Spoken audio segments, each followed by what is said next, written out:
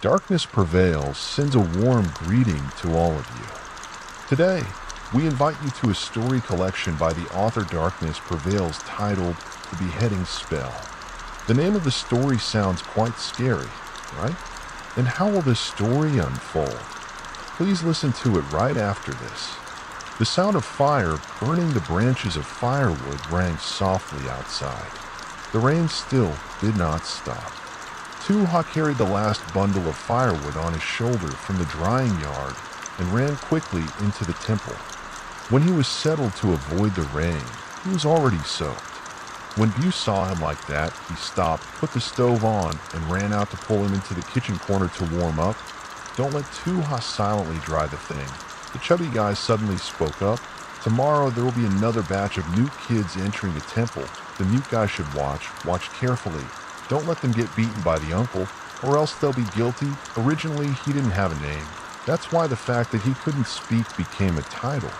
Everyone got used to calling him the mute guy. Later on, he served the eldest son. He was given the name Tuha by the eldest son. Tuha heard the chubby guy say that and didn't react. His face was sticky. His rain was cold waiting, forever not seeing Tuha nod or shake his head. The guy thought he couldn't hear him. So he blew the wood and pushed the firewood back and forth in front of him, hesitantly raised his voice a little louder, and asked him again, "Come on, are you listening to what I'm saying?" So this time Tuha finally nodded slightly. The guy happily continued to blow on the fire to boil water, not forgetting to continue another story in my opinion. Uncle is also good even though he often scolds us. At least he takes care of our food and clothing. Not only that, you hear that Uncle will soon organize the temple's worshipping function, continue to accept abandoned children from all over the place to stay at this temple, at the same time thanking the heavens, and then leading Tan's group to go to the city to find work. I heard that there were many interesting and fun things on that street, so I wanted to ask him to go with Tan's group, but unfortunately, you had to be 18 years old to be taken by him. Speaking of this part, Unyin suddenly turned to ask Tuha, "After that, you're already over 18. He still hasn't taken you to the city. I see that you're kept by him at this temple all the time. From now on, you'll only be a servant guarding the temple for sure. There is no good future too." I looked at Bu's innocent face, only about 15 or 16 years old, and shook his head. He picked up a piece of firewood and started writing on the ground. Bu was very smart. He knew that this was his way of responding, so he quickly looked down at the wet floor.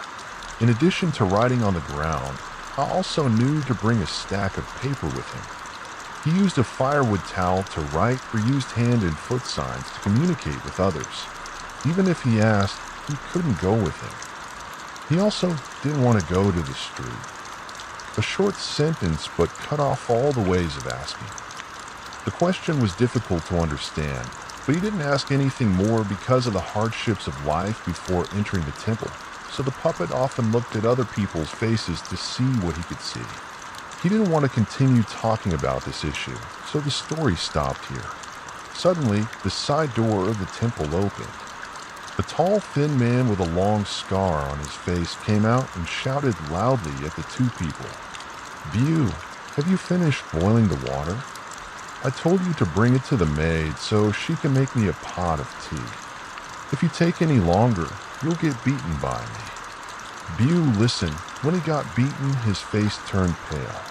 He said yes loudly, then stood up, took the kettle of boiling water, ran quickly into the kitchen, and gave it to the maid to make tea.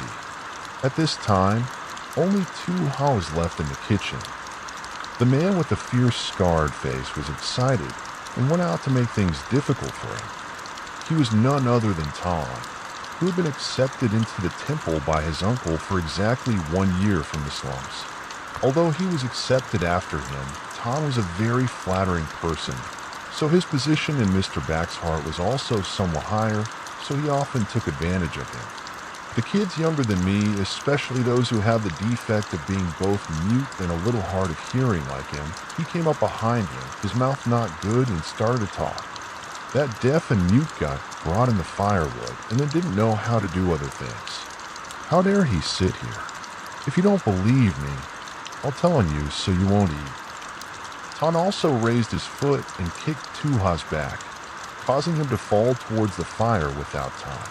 Just as his whole body was about to face the fire, a pair of strong hands from behind promptly grabbed the back of Tu-Ha's shirt and pulled his whole body back. On the contrary, seeing himself safely escape, Tu-Ha-Le's face was covered in cold sweat.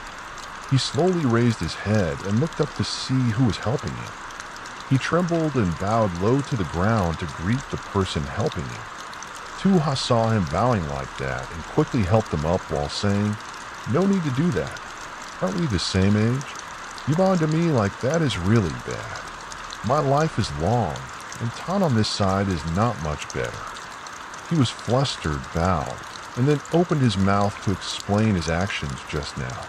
The eldest son, "Oh, what happened just now wasn't like what you saw." "Why?" "The mute guy refused to go to work and just sat here doing nothing, so I didn't wait for Tan to explain everything."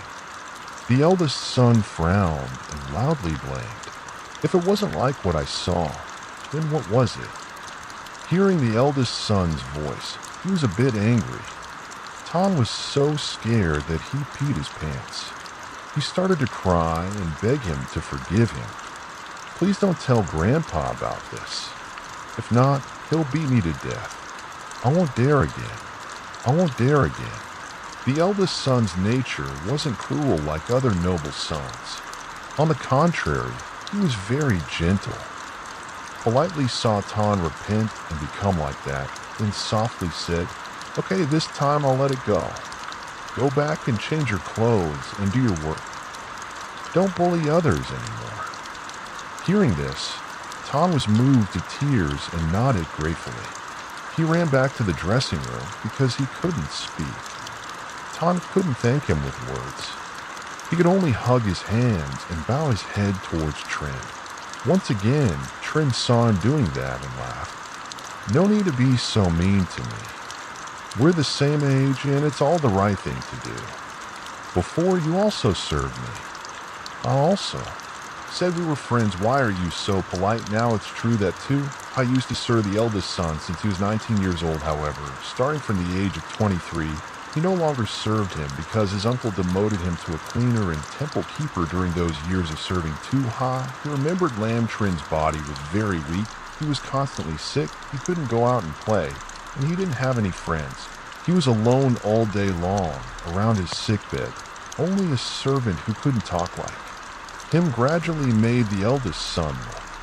You were the only friend is also obvious later. Lam Trin often helps teach reading and communication, also gave the eldest brother a name. You now eldest brother Trin sees on Haida, and then pats him away, talking about other things, his appearance, also gradually becomes more serious. Let's put this matter aside. Let's go from I have something to ask you to go with me to a place T. I regain spirit, use hand gesture to ask eldest brother. Where do you want to go? I want to go through Fong Chao Village. What are you going there for? What? See on Lamb's confused face. Trin sighed hesitantly. This story is very long. Just go with me on the road. I will tell you the whole story. You wait for me to go get the carriage.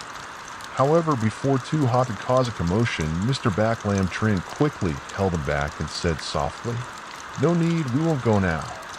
Wait until evening. A carriage will come and wait behind the temple. You just need to be on time to go behind the temple. This trip is only for you and me. Don't tell anyone. As for my father, I have my own arrangements. Don't worry about it anymore." Tu-Ha listened to his instructions. He was silent for a moment. At first, he nodded lightly. Just like that, this matter was decided. On the three-watch carriage, Tu-Ha sat in front, leading the horse, Lam Trin, and the guy sitting in the carriage, heading towards Fong Chao Village.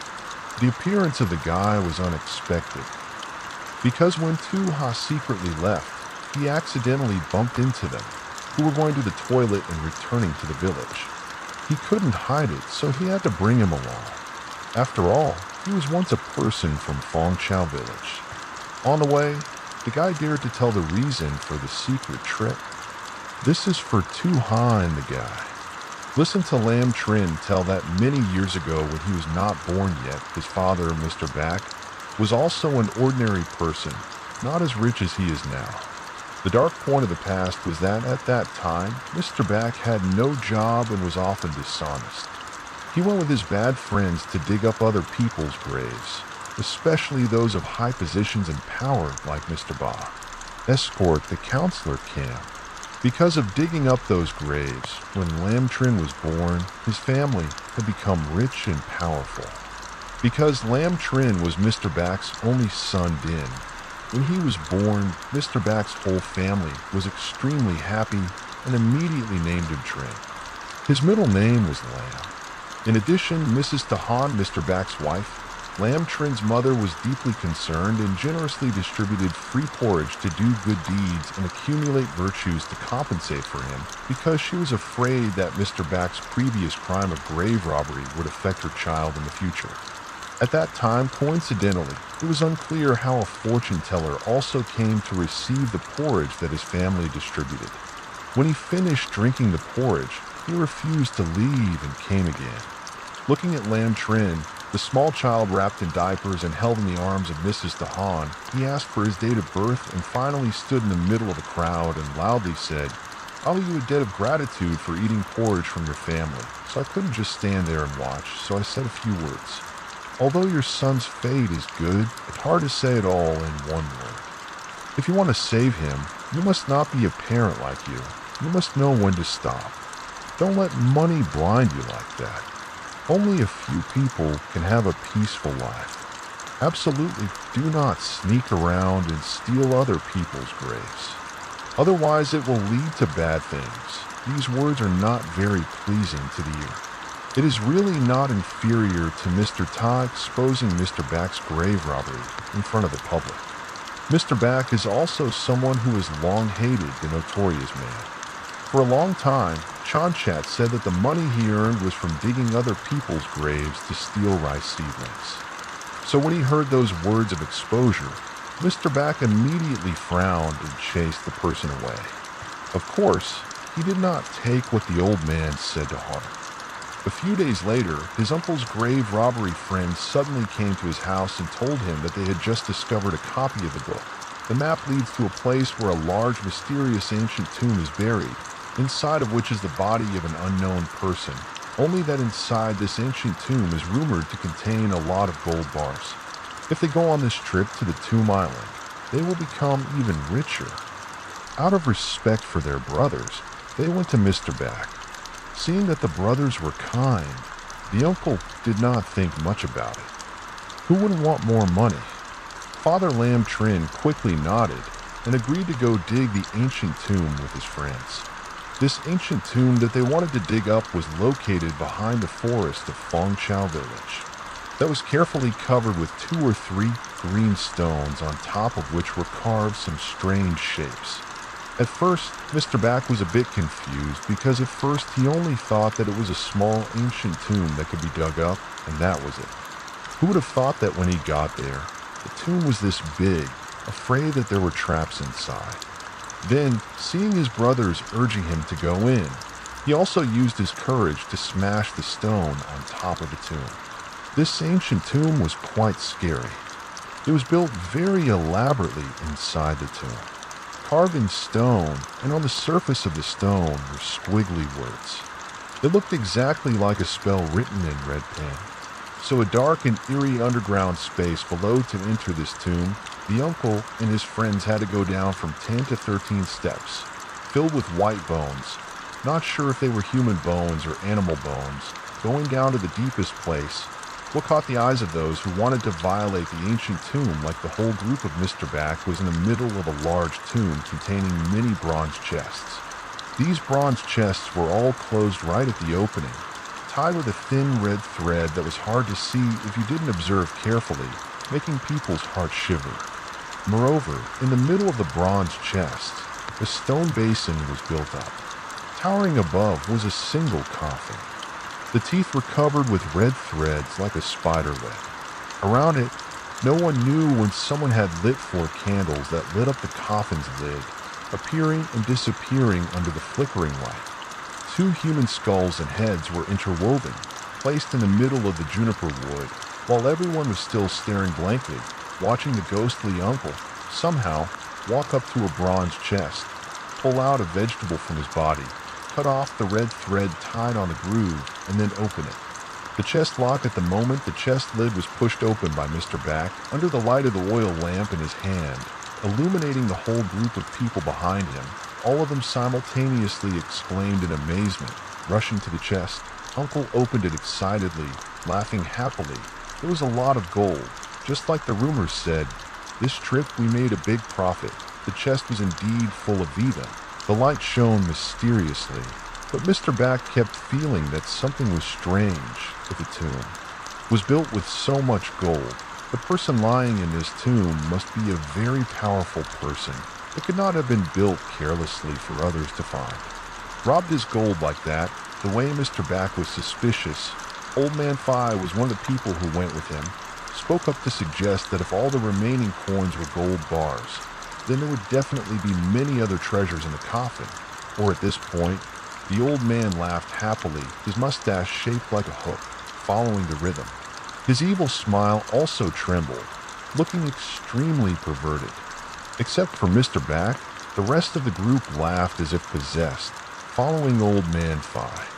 Although they all had the same thought of opening the coffin, when the whole group went up to pry it open, Old Man Fi wanted to be the one to get something valuable. The first one immediately took the lead. He was quicker than anyone else. In one hand, he held a nail-prying tool.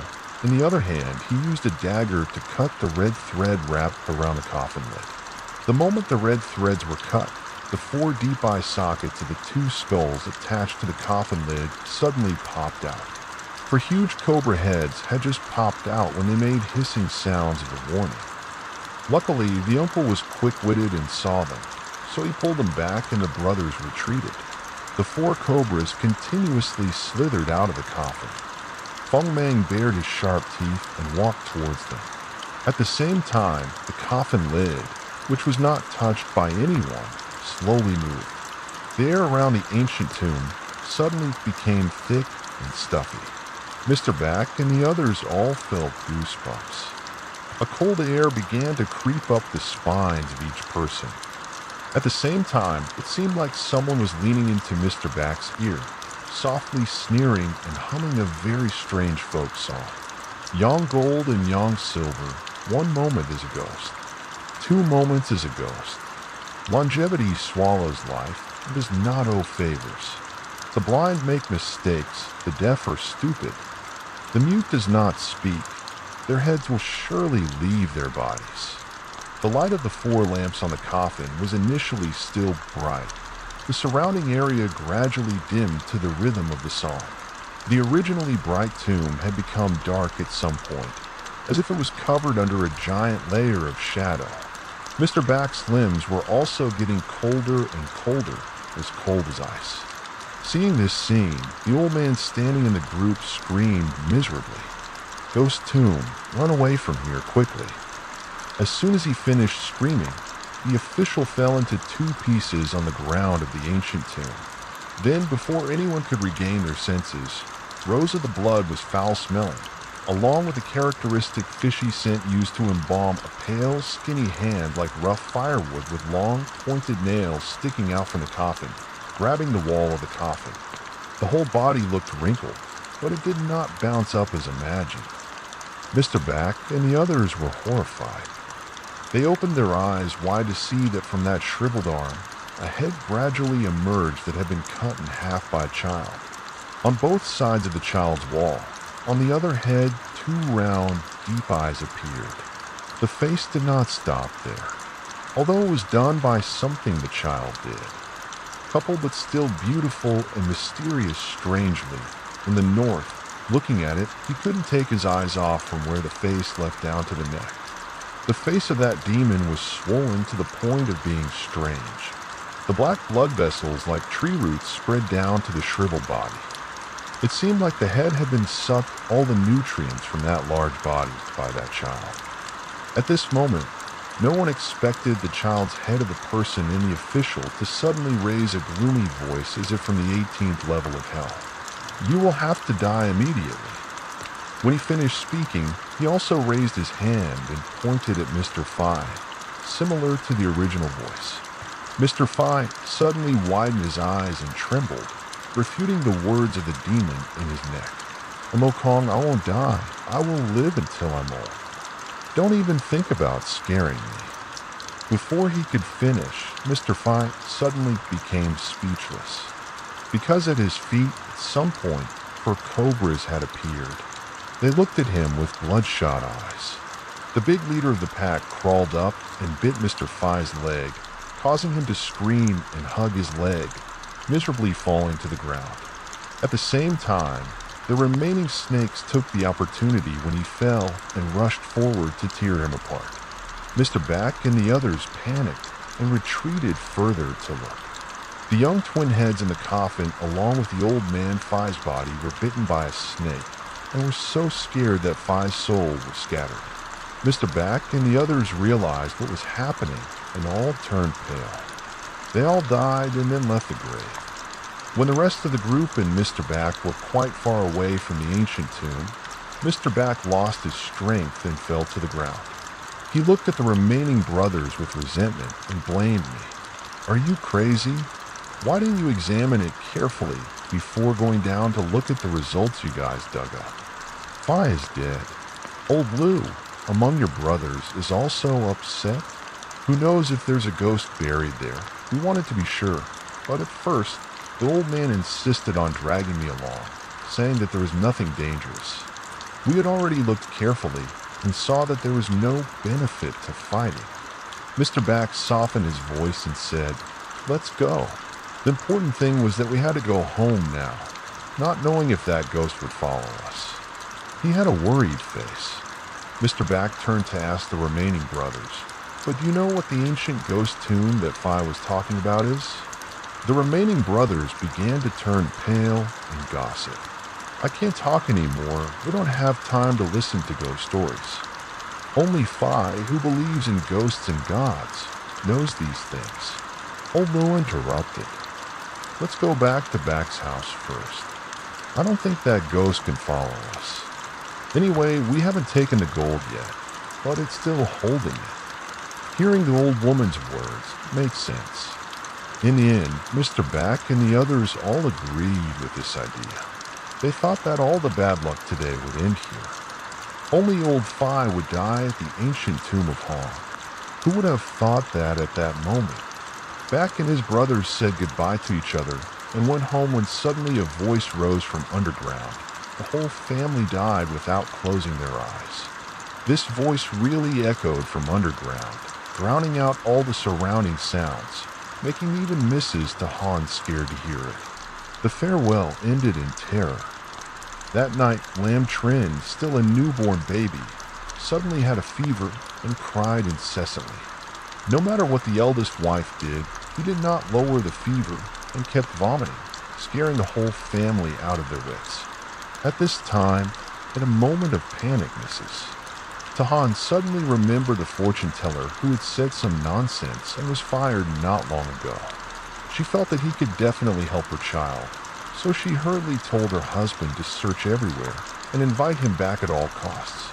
When Lam Trin's family met the fortune teller again, he frowned and blamed his uncle, telling them not to let money blind them, but they absolutely refused to listen. Now that the child and all of them had encountered the ancient ghost tomb, I'm afraid that this life will be full of trouble. That fever is nothing. It will be fine soon, but this is just a gift from it to your family that the uncle encountered. Of course, the ancient tomb ghost, a type of ghost similar to burying virgins alive to cast a spell on the evil spirits of other rich and powerful families, as the person buried alive is given a drug and numbing plant that makes them unable to move or speak. Then a young axe is used to split the head while the person is still conscious with both eyes still. Put wormwood and a spell into the brain use.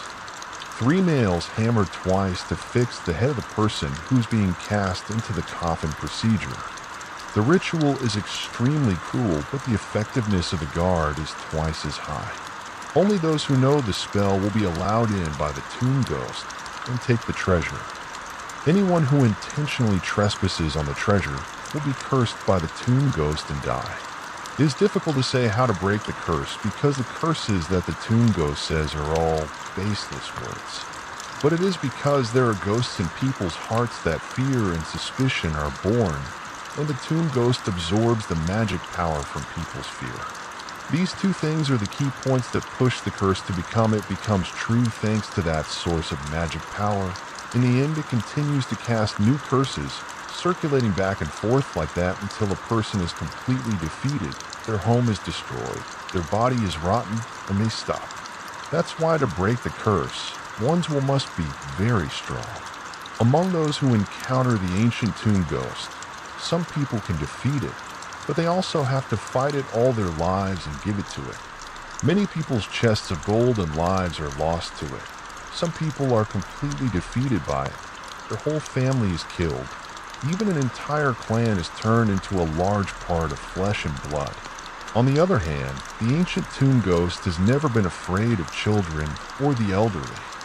It only knows that anyone who has a blood relationship with a grave robber is its prize. Once it targets the ancient tomb ghost, it will destroy the grass from roots. Not only will the person in its grave collapse and die, but even the relatives and friends of that person will also be affected. It is just that the fate and longevity of the eldest son who was born at that time is very suitable for the ancient tomb ghost's taste. Thick though, so he was chosen by it. Luckily, this type of ancient tomb ghost is usually stubborn and rigid in mind. The problem is that the way to remember something is very strange, unlike normal people. The fortune teller thought of a way to trick him. First, he told his uncle's family to take the eldest son out and pretend to take him away. Then he changed his appearance and disguised him as a little girl. He brought him back and said that his adopted daughter had picked him up from outside. The whole family called the eldest son the eldest daughter. As long as the ancient ghost tomb still hadn't found the boy that he had been aiming for, time would pass and he might not remember who the child he had chosen was at first. Just like that, Trin was safe and sound and came back alive. During those 10 years, his family continuously declined because in addition to the matter of Lamb Trin, the ghost tomb also massacred almost all of his father's brothers who went to rob the grave that day. Day and night, he continuously threatened the lives of Mr. Back and his wife with different curses. Unfortunately, Mrs. Back died young. If it weren't for the fortune teller who couldn't bear to be bothered, he used magic to hide the path and guide Mr. Back and his father pack up and take the young Lamb Trin away from Fong Chao village, and they might have suffered a few more years of torture. Just like that, the two of them lived as a family, relying on each other in a small village at the foot of the mountain. The fortune teller said that every day, the uncle went to work until late at night. Trang Vang could only go down the mountain. There was nothing to eat on the mountain. Only at night could he come home to eat. One evening, the uncle was so busy chatting with others that he forgot the time to come home to eat. The eldest son, because he waited for a long time but did not see his father come home, was worried that his father would be hungry without food. He decided to go up the mountain alone to bring food. At that time, Lamb Trin was 16 years old. Although he could walk, at night it was pitch black. He carried the oil lamp in one hand and the box in the other. The rice had been walking for so long that his arms were exhausted, so he had to pull up his skirt and sit down to rest right next to the mountain road. At this time, in front of the dark mountain road, a strange green light suddenly appeared. At first, Lamb Trin thought it was a lamp that someone had lit to go on the road. He wasn't too scared. Tonda still sat still and observed the direction of movement. At that moment, the green light got closer and closer, and he could clearly see that the person holding the strange lamp was a beautiful girl with willow leaf eyebrows and Tu's eyes. Her thin lips were red like rose petals. Her body was calm, but compared to the light, tall among adults with her height, she was indeed unusually tall during the time Lamb Trin could not take his eyes off the girl walking in a wild forest. As she got closer to him, she suddenly spoke in a low voice asking him, "Are you Lamb Trin?" Why did he just hear someone calling his name? Lamb Trin thought it was the person his father asked to pick him up, so he quickly stood up happily and quickly replied, yes. The girl's face was really beautiful, but stiff and motionless, continued to speak in a strange voice. Ask if your date of birth is July 7th, Kimbarna. At this time, Lamb Trin was surprised that this person suddenly asked about his date of birth and even said exactly the same thing. He hesitated for a while and then saw that she did not harm him. Finally, he answered, yes, but are you the person that your father asked to take you up the mountain? The girl Yumi heard that sentence. She did not answer and was so silent that one could hear the sound of wolves. On the mountain, under the dim green light of the lamp, the corners of her lips curved into an unusually large arc. Often come to this country, finally Lamb Trin also felt that something was wrong. He hugged the lunchbox in one hand, held the oil lamp tightly in the other. Trembling and running away, Lamb Trin ran towards the mountain, ran and ran, only to hear the sound of strong wind blowing in his ears behind and above, followed by crazy laughter. Unexpectedly, the ancient ghost tomb still followed closely behind him without letting go. Right when Lamb Trin ran to the big mountain, he clearly heard the echo of "under my feet," a resentful shout. You will immediately fall and break your legs. At that time, Lamb Trin was extremely scared, so when he heard the words, the curse threatened that the ancient ghost tomb did not work out as expected, he fell down for real. Lamb only fell and broke the lunchbox. The rice was scattered all over the ground. Unluckily, there was a tree stump that someone had cut off the top of the bridge from above and hit it right away. The sharp, thin tree trunk immediately stabbed Lamb Trin's leg, causing his leg to split open. Blood spurted out in the dark, tormenting him, causing Lamb Trin's leg to split open. Blood spurted out in the dark, frightening people who saw him fall. The ancient ghost tomb from the sky rushed over. Just as it was about to pounce over, Mr. Back returned from the mountain and chased after him. Seeing someone coming, the ghost, the grave instantly disappeared without a trace. Mr. Back hugged his son and fell until his face was covered in blood and rice. His feet were still stuck in a thin tree trunk. Both father and son were terrified because he was still discovered by. His whereabouts had been avoided for so many years. The ancient ghost tomb finally tasted the first taste of blood. From then on, he began to appear and disappear many times, each time more ghostly than the last. Although he still did not care about Lamb Trin and Mr. Back's lives, they all knew that he was just waiting to be fed and then killed. Now, just a little bit would be enough to break him. Bleeding legs remind the opponent to be afraid of it. Then one day the ancient tomb demon wants to play a big game. Flesh and bones will be crushed, just like a hunter who doesn't give the prey an arrow to kill immediately, just likes to sell. A few arrows graze the prey, making the prey extremely scared. It's really like a lucky scene that finally the turning point has come after many years. When Lamb Trin was 18 years old, the fortune teller that year finally found a way to help Lamb Trin's family cut off the pursuit of the ancient tomb demon. The main method was that his family was forced to migrate to Hyaxe village to settle near the village temple. Then the disaster just smoothly passed. The result is said from the time of building the house to do charity work to save orphans next to the temple of God onwards, the ancient ghost tomb finally stopped coming to Lamb Trin's house. Naturally, he also thought that it had given up knowing it was difficult and retreated. Unfortunately, it seemed like it was just Lamb Trin's beautiful dream. A few days ago, after drinking the medicine that the guy gave him, when he was about to fall asleep, he suddenly heard a fierce voice softly ringing in his ear. Your father will die without a trace, instead of the all-too-familiar voicing. From the age of 16 until he passed through Hyaxe village, Lamb Trin heard this resentful voice almost every year once or twice. His fear of it had long been engraved in his bones. It was like a thunderclap in his ears. He immediately woke up. He took his sickly body and ran straight to his father's room that night. He saw with his own eyes his only relative still sleeping peacefully. Only then did he calm down. From then on, he wondered if the voice of the ancient tomb ghost was an auditory hallucination created by himself. After all, since he was little, he had been haunted by that thing.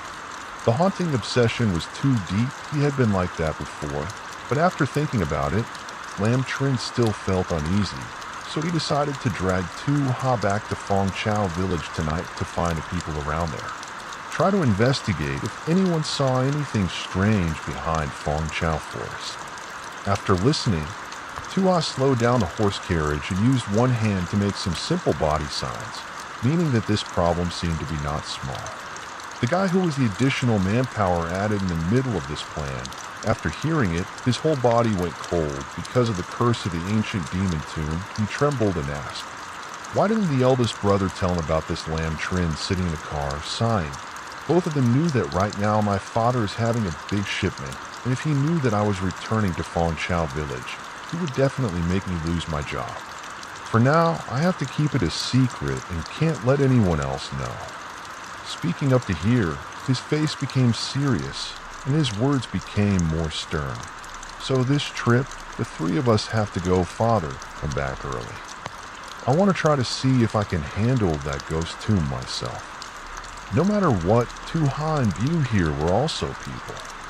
The two of you, Fong Chao people, are also more experienced in the nooks and crannies than someone who left the village when he was young like me.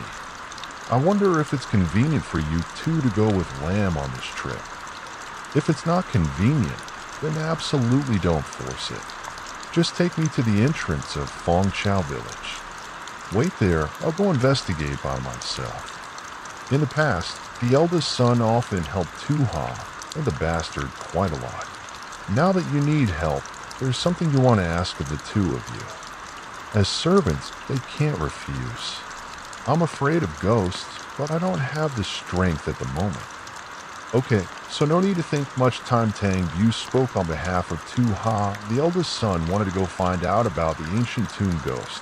If you don't mind, let me and the mute brother take the eldest son around the village to see. Anyway, it's a ghost that talks nonsense. There's nothing to be afraid of. I've never seen it with my own eyes before. Tu Ha in front also nodded to his opinion. Lam Trin smiled and forced thanks, but didn't know what else to say. He said he wasn't afraid, but after walking a while, Tangbu asked again, but could this ancient tomb ghost harm him? Anyway, at first, he was also its target, leaving the village to escape. Now that he has returned, why wouldn't he be angry with it? Lam replied that he didn't know either, but according to the old man, Kay, this devil is only good at teasing people. When his body is not strong, he will be afraid of what he says. He will definitely find a way. VT was crazy. VT, no one spoke up. The female servant pulled the strings again. Then she raised her hand and knocked on the side of the sleeping car, signaling to C and Boo, who were sitting inside, that they had arrived. When she heard this knock, Boo took a light breath and held the oil lamp firmly. Lam Trin lifted the curtain and poked his head out. It was still dark outside the gate. Fong Chao village is two old bamboo bushes pushed together by the night wind, making a scary sound when the carriage passed through the village gate. Lam Trin's left eye twitched twice. It was unclear what the omen was, but it was certainly not lucky for Cam. After he and Tang View safely got off the carriage, Tuwa continued to lead the carriage. They wanted to go. The three of them had to find a place where someone would watch the carriage. So Lam Trin decided to tell Tu Ha to lead the carriage to the first house in the village. Knock on the door to ask for help. When the small door of the first house called, just rang a creak. A pop opened beyond the three people's expectation. Inside the house, there was no one. It was dark as ink, seemed to have been abandoned for many years. The air was filled with the smell of mold and dust. Lam Trin was the one knocking on the door, followed by Tu Ha leading the car, and the little boy, Yu, took the initiative to call into the house. Was there anyone in the house? Did not respond. Lam Dear, the room was quiet and dark, seeing that maybe this was an abandoned house with no.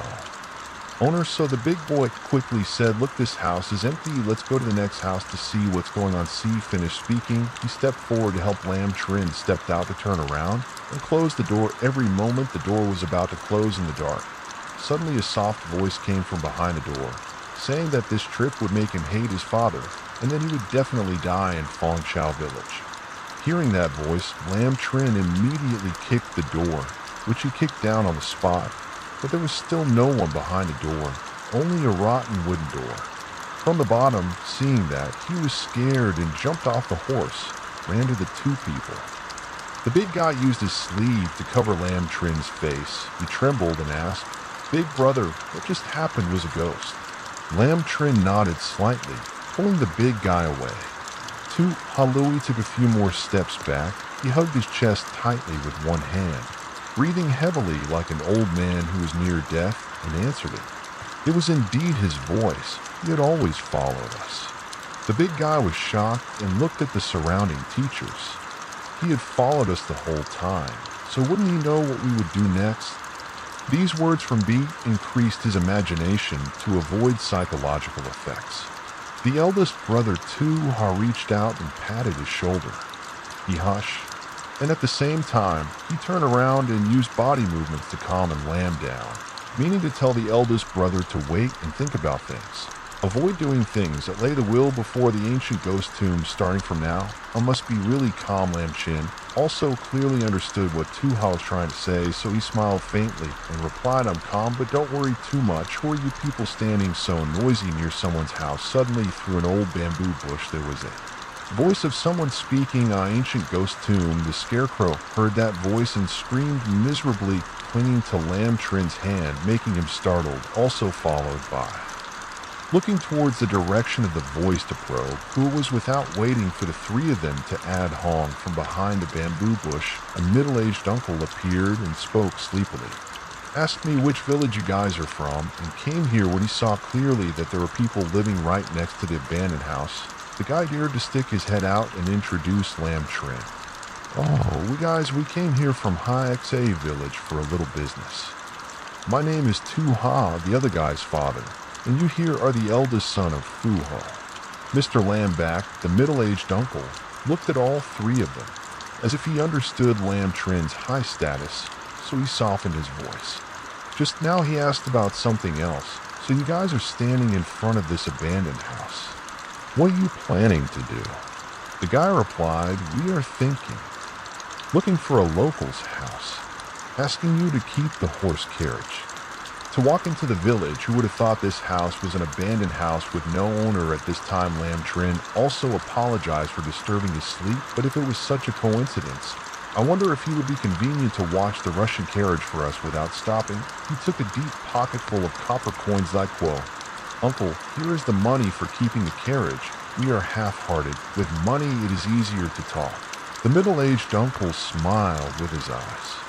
He took the money and nodded. Okay, you show me. Just leave the carriage for me to watch. You guys go leisurely. Rest assured, the carriage will not be lost. Don't worry, listen to it." Following, Lamb Trin nodded and then left with Tang Bu and Tu-Ha. After leaving the carriage and walking a little further, the three of them saw a strange thing appear in Fong Chao Village. That was the scene of everyone hanging a white scarecrow in front of their house. It was very normal and had no face. Tang Bu looked at this scene, and his heart was filled with turmoil. This kind of thing of hanging a scarecrow floating around like a ghost absolutely could not be considered a normal thing. He turned his head and asked Tu-Ha. The mute guy seemed to be pointing the wrong way. Tu-Ha also realized the strange thing in the village, but replied with a shake of the head. Bu immediately understood this time. Perhaps the ancient tomb demon was playing tricks in the village. This place had been disturbed by it. After walking a few steps, Bu continued speaking, but what the demon said was strange. Why did it say that this place would be a trip that would make the eldest son hate on back? Could it be that we will meet something? Here, why did Lamb Trin's two hands clasp tightly in his palm? He was absent-minded according to what the puppets said. Although Lamtrin also felt that the scene above was like a flood of malice that was hitting him straight in the face. Because he was able to stabilize his emotions, he calmly replied to the bastard, "Dad, calm down. Maybe there's a festival coming up in the village, so they hung that thing. It's normal. Don't pay attention to it. If the villagers hung this thing to avoid the ancient ghost tomb, then it must have been intentionally arranged like that so that we could see it in order to trigger his fear and make his wish come true." Right when Lamtrin finished speaking his guess, Tuha patted the two people on the shoulder, signaling that he had discovered the first destination in the plan. According to the plan set by Lamtrin, the three of them would go there. The biggest tea shop in the village to drink tea, pretending to be a guest from the other village coming here for a tour. Then we'll inquire about the strange news that has recently happened in the village, see if there is any useful news related to the ancient ghost tomb from the lower house, lead the two people to a small tea shop next to an old tree board. Truong sat there for a while when the old lady who kept the shop came out to bring Tra up Lamtrin. Then asked to be the institute, let me ask. Her question, why do all the houses in the village hang a white effigy like that, although his question was very normal, but to the old lady. Looking at the shop, that was a very strange question. Didn't people from other villages come here to see the Tam Dao ceremony? Biu interrupted and asked the old lady with doubt. Tam Dao ceremony. Before, I was also a Fong Chao villager. Why had I never heard of this ceremony? The old lady was even more surprised and said, "That's so strange. Everyone knows about the Tam Dao ceremony of Fong Chao village. It's almost the most famous in the surrounding area. Every year at this time, many people from other villages come here out of curiosity to see how this ceremony takes place." After introducing the old lady, left again. Serving tea to the guests, he was full of curiosity and turned to ask the eldest son and Tuha, "So what exactly is the three-headed ceremony?" Tuha also left the village early, so he shook his head to show that he didn't know either. Lamtrin had to give his vague guess and said that it could be an activity to celebrate some holiday that we didn't know. B nodded and muttered BM in his mouth, but today isn't any holiday. Lamtrin smiled and said that it wasn't necessarily a certain holiday. Sometimes because we want to commemorate or congratulate someone, we randomly choose a special day to be in. I stop at this moment. The small, narrow village road suddenly transmitted the sound of a group of people in chaos. Get out of the way, children and women. Don't stand in front. Hide inside the house. Tam Dao is almost here. Lamtrin's group followed the voice and looked towards the village entrance. When they saw it, they were terrified. Biu suddenly widened his eyes because from afar he saw a thick line of people walking on a small road leading to Fong Chao village. Everyone looked strange. The leader was a group of people whose heads were all split in half, their faces were pale, they were about to die, not to mention the clothes they were wearing. The expensive silk was still covered with rusty knives and pins. Some of them had their eyeballs almost falling out. Blood was flowing profusely on their cheeks. The back of their cheeks was also pierced by a sharp stick from the back through the stomach, looking terribly bloody. The people in the parade on E also frowned, expressing pain. They still slowly walked forward amidst the harmonious music of the funeral drums and trumpets. Just like a row of ghosts, the lower one stood up. The big guy also stood up. He rolled up his sleeves and looked like he was about to rush out. Lamtrin saw this and quickly pulled his people back. "Say, it's okay, you two calm down, it's all just normal disguises." The guy is surprised. The disguises, those things are all fake. What's going on? It's so real. I thought it was an ancient tomb ghost transforming out, but he wasn't exaggerating at all. Lam TR also sighed. He had seen a parade before, but didn't expect there to be such a terrifying parade. Looking at the performers in the parade, not only were sharp weapons stuck deep in their bodies, some had their intestines punctured in there, stomachs torn, missing arms and forearms. Lee's feet were on the ground, banging his head and crying like a hungry ghost. It was really no different from the scene of hell. It was clearly all humans performing, but it was even more terrifying. Hell were everywhere, dead people turning into ghosts. I don't know how they turned into ghosts.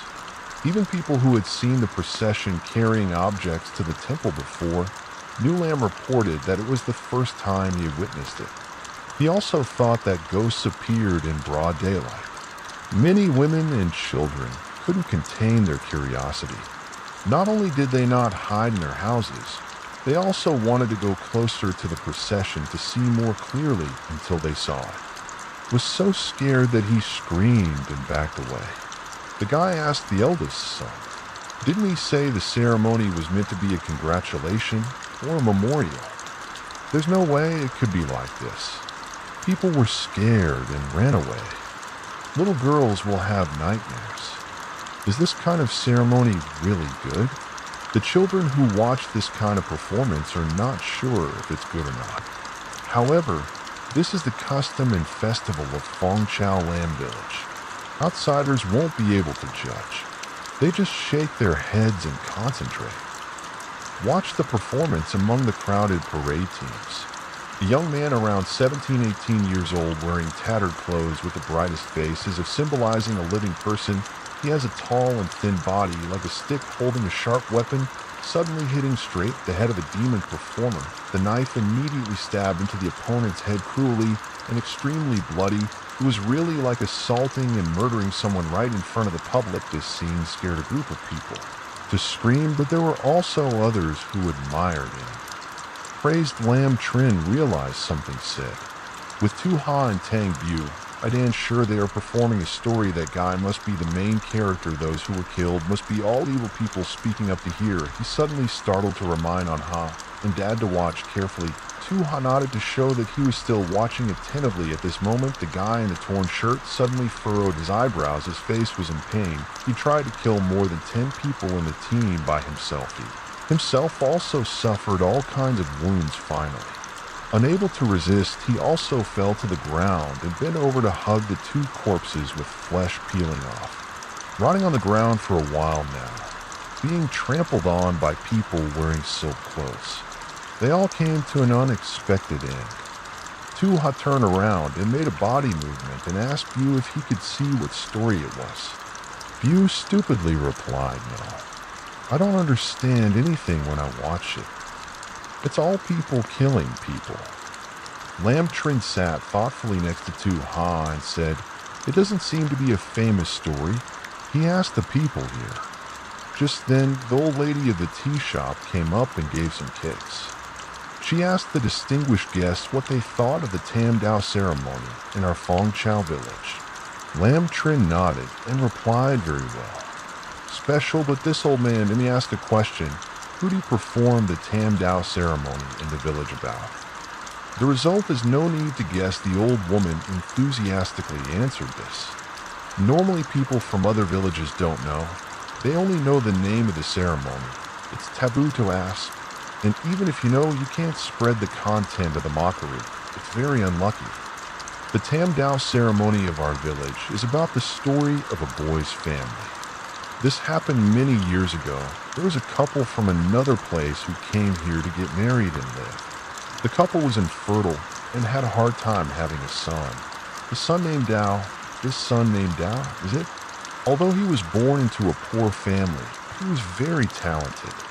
Since he was young, he was incredibly intelligent and learned everything faster than other children. He was also a famous filial son, and whatever he did, he made the people around here praise him. However, when he turned 18, he was extremely unlucky. No matter what good things happened to him, it didn't last long. He studied and took the exam, and it was clear that he could have passed the imperial examination. But because his family was poor and hadn't given any gifts to the examiner, his exam papers were delayed for many years. His name was not on the golden list. He went alone to the capital to argue about right and wrong. He was falsely accused by the Mandarin of defaming his reputation. He was locked up in prison without food. He was beaten and tortured. He almost died because he asked for help for his son. His elderly parents, who were weaker than him, had to kowtow. He knelt outside the gate for 3 days and 3 nights. The result was that he was chased away by the soldiers. His efforts were in vain. He passed the exam and was still locked up by the Mandarin for 3 years before being released. However, his body was much weaker. As for his family, it was even worse. His mother was sick and died a long time ago. His father was old and had to work as a porter to support the family, so there was only then Tan left. From then on, he stopped studying. He turned to trading, but because the business was too good, he was oppressed by other big merchants. The little money he earned was lost. He was in debt and was brutally beaten by the creditors. His father died because of that time he protected him. In general, he lived now and died now. Whatever happened, happened. This being went crazy. One night, it was the day before I performed a 3-headed ceremony today. He carried a bunch of airframes and killed all the people who had harmed him. That killing was bloody and flesh-splattered. Unfortunately, in the end, that young man died with evil people. Part of the people he killed had bullied the villagers for a long time. Everyone supported that action. So after that young man died, Fong Chao village would use the 3-headed ceremony, meaning 3 lives, to commemorate his family. I hope that the young man will bless us to drive away demons and defeat the evil people. The white effigies were hung in front of. The doors of the houses of the villagers that you see are the symbol of mourning for their families. After the old lady finished speaking, she sobbed. You guys said, how could this person suffer like this? When the old lady left to receive the guests, the angry guy saw Lamb sitting thoughtfully and asked the eldest son, did you think of something? Lamb regained his composure and replied, I don't know if it's true or not, but at this moment, a voice suddenly came from the parade, who said and laughed loudly, your father, your good friends, will all die.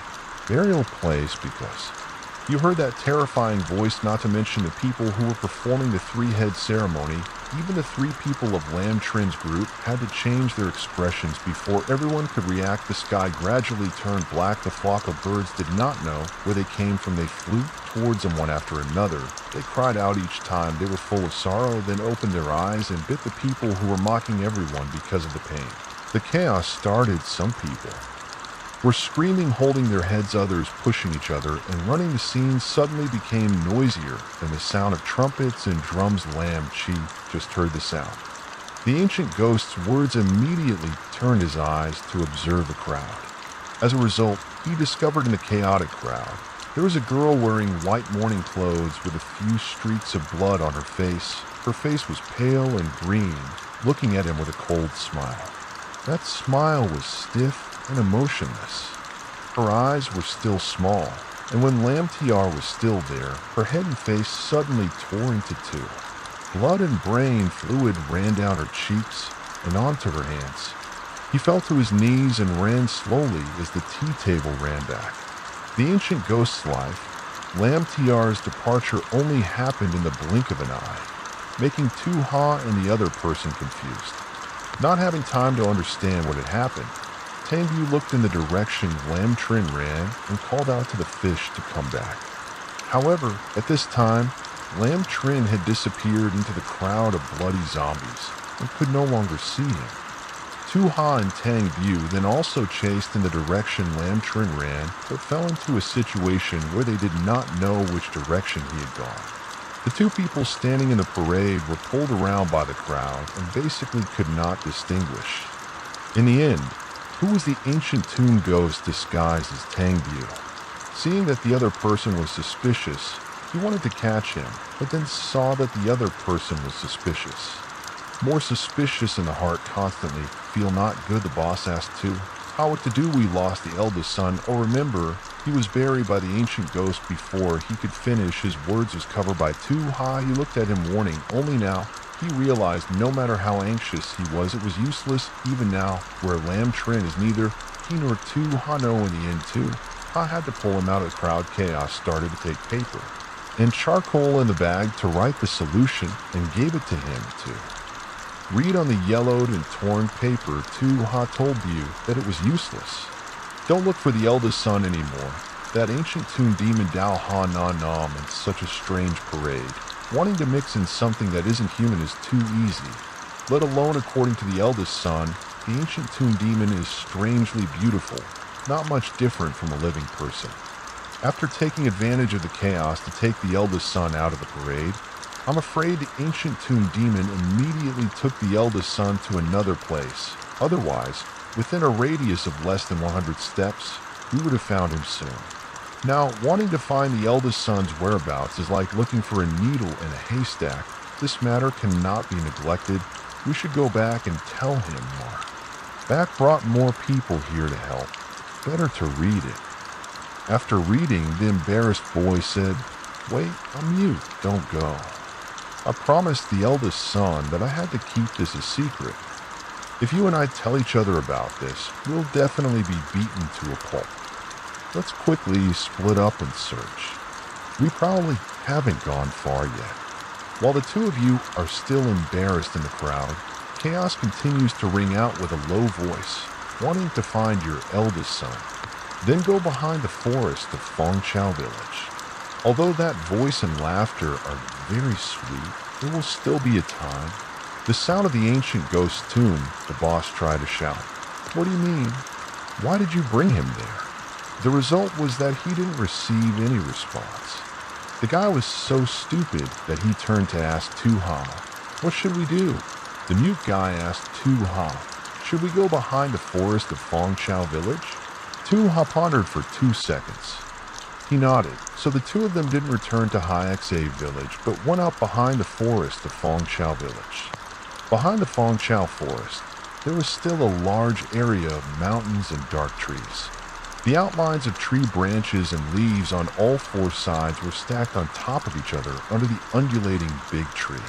It was extremely difficult to walk, but no matter how many oil lamps were in hand, one could not see the path ahead clearly. A strong wind suddenly rose from the ground where Tu-Ha and Tang Bu were standing.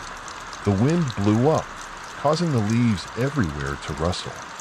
There were even a few small, weak saplings that were uprooted from the ground while the two were still dazed. From the darkness in front, 2 green spots of light appeared, floating. If one guessed correctly, it was a ghost fire. This time, Tang Bu was no longer scared anymore. After seeing it so many times, he became used to it and became stronger. Never stopped blurting out, "It turns out he hid the eldest son in this place too."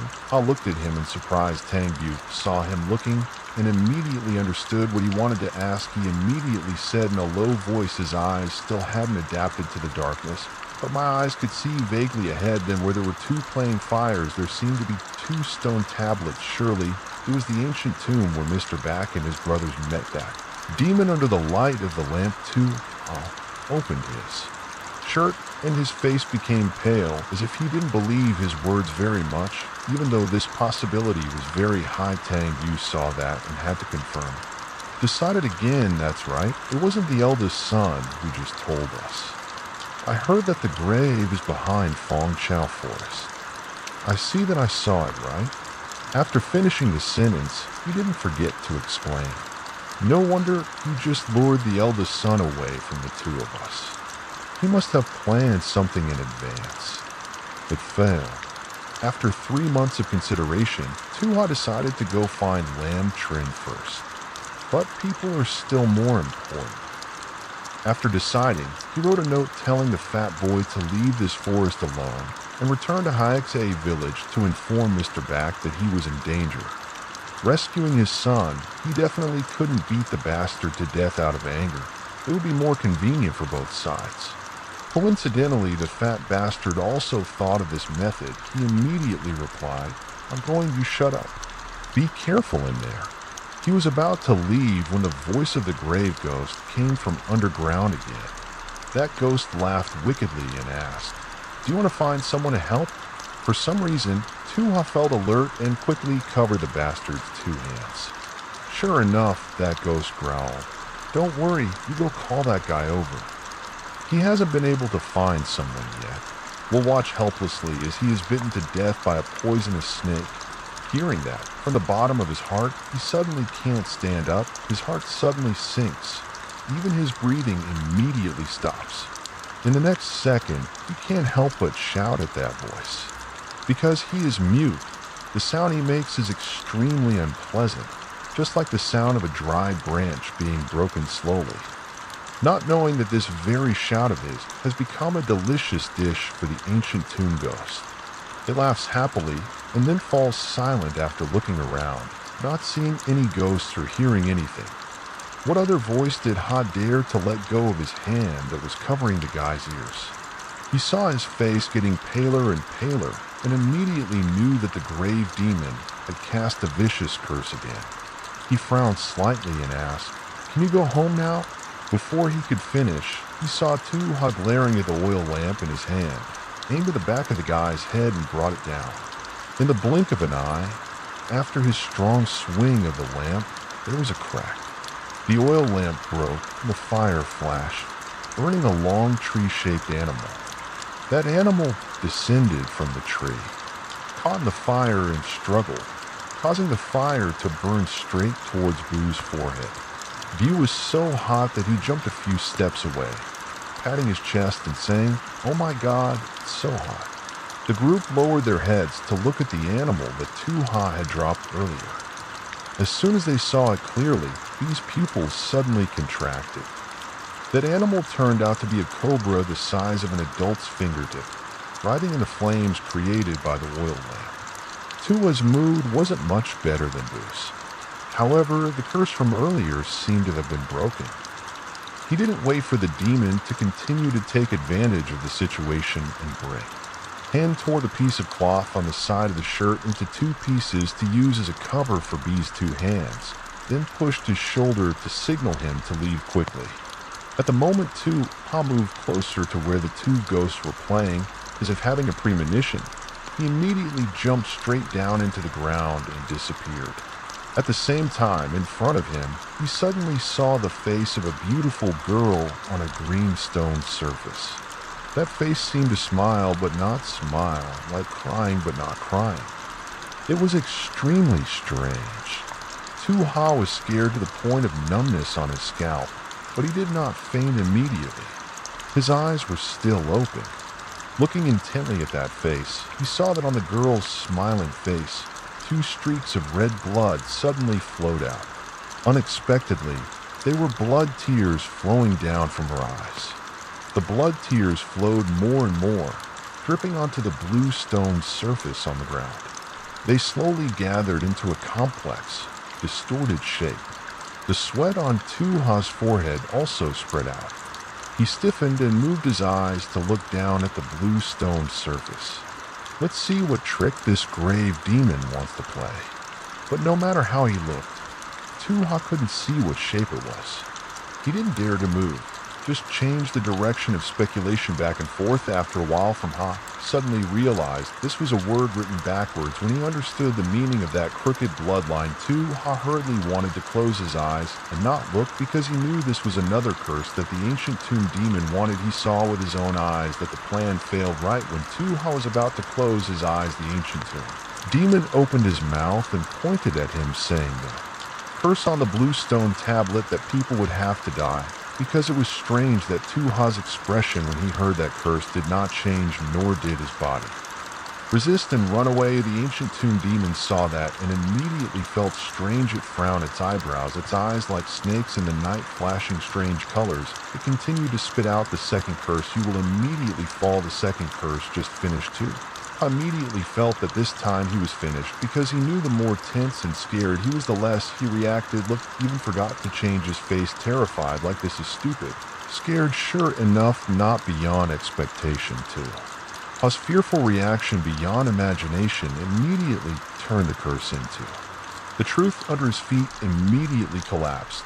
His whole body also fell down the ancient tomb below his feet. This fall was quite strong, causing the oil lamp in Tu-Ha's hand to no longer be able to hold it anymore. It went out immediately when he fell, spreading down through a storm of heaven and earth.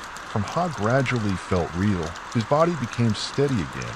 but his whole back transmitted waves of sharp pain as if there were tens of thousands of bamboo sticks pricking him nonstop. He fell down, Tua's eyes unconsciously closed, combined with the loss of light from the oil lamp in his hand, all around. Around him returned to pitch black, so as soon as he opened his eyes too, Ha was completely unable to adapt to the darkness, so he couldn't see anything. After a few blinks, his eyes gradually adapted to the darkness. Ha squinted his eyes and slowly propped himself up. He put his left hand behind his back and pulled out something thick that was stuck on his back. He brought it close to his face to look. Unexpectedly, it was a white human arm. Bone, the fear that had just passed, had the chance to come. Back Ha stammered and threw the arm bone away. His whole body. Standing and sitting were also not possible. Of course, without needing to guess, one could know that around Mr. T's place, there were definitely only piles of human bones and human bones. Suddenly, the ancient tomb went dark with a bang. 4 weak, ghostly fires that had disappeared earlier returned and shone. The scene inside the ancient tomb was just like what Lam Trin had said. There were many human bones in the ancient tomb, but the strange thing was that the number of bones seemed to have tripled. Normally, the bronze chests as described were almost invisible. Looking down at the bottom of the ancient tomb, it seemed like they had been paved over. The mountain of bones rose up and could no longer be called a small ladder of bones as Lam Trin had told. In the middle of the pile of human bones, Tuha finally saw the coffin. Donso, in another story, had no lid, and there was something hanging above the coffin wall, looking like a corner of a shirt. Suddenly, like a ghost, he couldn't help but crawl up and get closer to the other coffin. When he got close to the side of the coffin, he slowly looked inside. Finally, Tuha clearly saw what had fallen out of the coffin wall. It was the outer sleeve of a person lying in the coffin. No stranger, it was Lam Trin, the person he and the guy had been searching for a long time under the pale light of the ghost fire. The eldest guy, Trin, was lying in a coffin, his eyes closed. His body was still. There was no injury. There was no blood on his body. It seemed he was just too tired. He fell asleep for a while.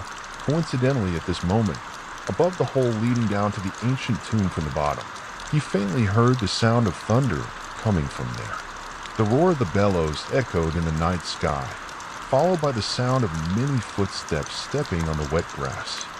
He knew the guy had succeeded.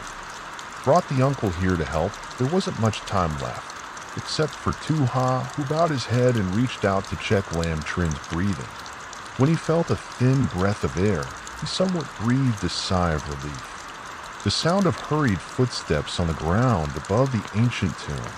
Not long after, it dragged 3 figures and landed on the white bones. Outside the hole leading to the ancient tomb, there was a group of servants following them.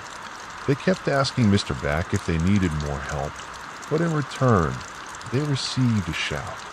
Of course, the 2 people who went down to the tomb were only Mr. Back and Tang Bu. The 2 people had just arrived and did not have time to panic. Because of the dense scene of human bones under their feet, they saw the scene of Lam Trin lying in a wooden coffin, supported by Tuha, half of his body like a dead person. Mr. Back glanced at this scene and could not help but be frightened. He jumped forward to hug his son, continuously calling his name, then angrily shouted at Tuha, "Why is this happening?" He humbled himself and could not speak. He could only look over. Tang Bu saw this and trembled, answering on his behalf. Few words, but many meanings. "Sir, as I told you, my eldest uncle encountered a ghost." Music, ancient words that had not yet ended, were already taken away by Mr. Back, slapping the face, almost lying on the other person's bones. Mr. Back hit him and then turned to kick him away. He lowered his voice and looked at the 2 people with low voices, hoarsely and resentfully. "Shut your mouth so I can talk nonsense." What kind of ancient ghost tomb was this? Hearing this, the uncle had a rather intense attitude. Observing his extremely strange facial expression, I couldn't guess for a moment that he was pretending. He held his stomach and tried to pull B behind him to cover him. But when Mr. Back was trying to look away to control his facial muscles, he happened to catch a glimpse of two big, blood-red words. On the wall of the tomb full of green moss, his face suddenly distorted and shouted loudly. Who wrote this? Who wrote to Back was shouting, but his voice seemed to tremble at this moment. He happily shouted out, eldest son is awake." These words immediately put Back's anger aside. He called out softly, "Lamb Tr." Indeed, after his call, Lamb Trin slowly opened his eyes. Uncle couldn't help but immediately asked, "Son Lamb Trin, how are you feeling? Is there any uncomfortable place who brought you down?" "This is Lamb Trin, just like you just woke up." He was dazed for a long time before gradually recovering his consciousness. As soon as he woke up, what immediately caught his eyes was Mr. Back's face. The next second, something that no one expected happened. Lamb Trin actually pushed his father away with both hands, holding his head and screaming like a madman. His uncle was suddenly pushed by his son. He was surprised. It took a long time before he spoke. "Lamb Trin, calm down. We are father and son." Before Mr. Back's words of comfort, the eldest son trembled even more. He shouted, "I know, Father, Uncle, I see that my son's spirit seems to be." As if stimulated, he continued to reassure him that it was okay. At the same time, he reached out to help Lamb Trin up, but the eldest son still pushed his hand away. "It was okay. What is it, Dad? You plan to do this to me until you go crazy. Possible. Then let me die here." The words that just came out could not be swallowed back. The uncle pointed at his son and shouted, "Lamb Trin, don't make a fuss anymore. Quickly follow your father and go back." Usually, whenever he heard Mr. Back's voice to stop him, Lamb Trin would listen obediently, but now he was holding his head, completely ignoring what his father was muttering to himself. Mumbled to himself like a demon possessed. "Don't want me. Don't want to go home, Dad.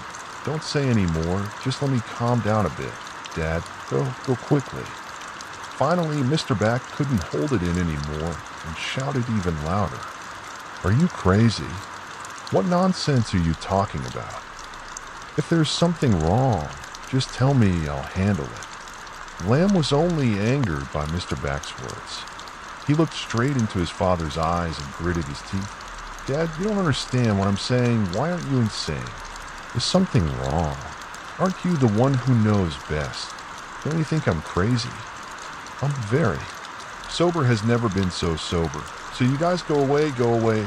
He roared like crazy after screaming for a while, but two streams of blood tears flowed from the corners of his eyes, just like the ghost face of the ancient tomb that Tu-Ha met on the broken blue stone steps. The three people saw Lamb Trin like that. Everyone's face instantly became more terrifying than seeing a ghost. Suddenly, Tu-Ha, who was silently standing next to Tang Yu, suddenly jumped in and swung his hand to hit Lamb Trin hard on the back of the head. The thing happened so suddenly, by the time everyone could react, the eldest son Trin had already fainted.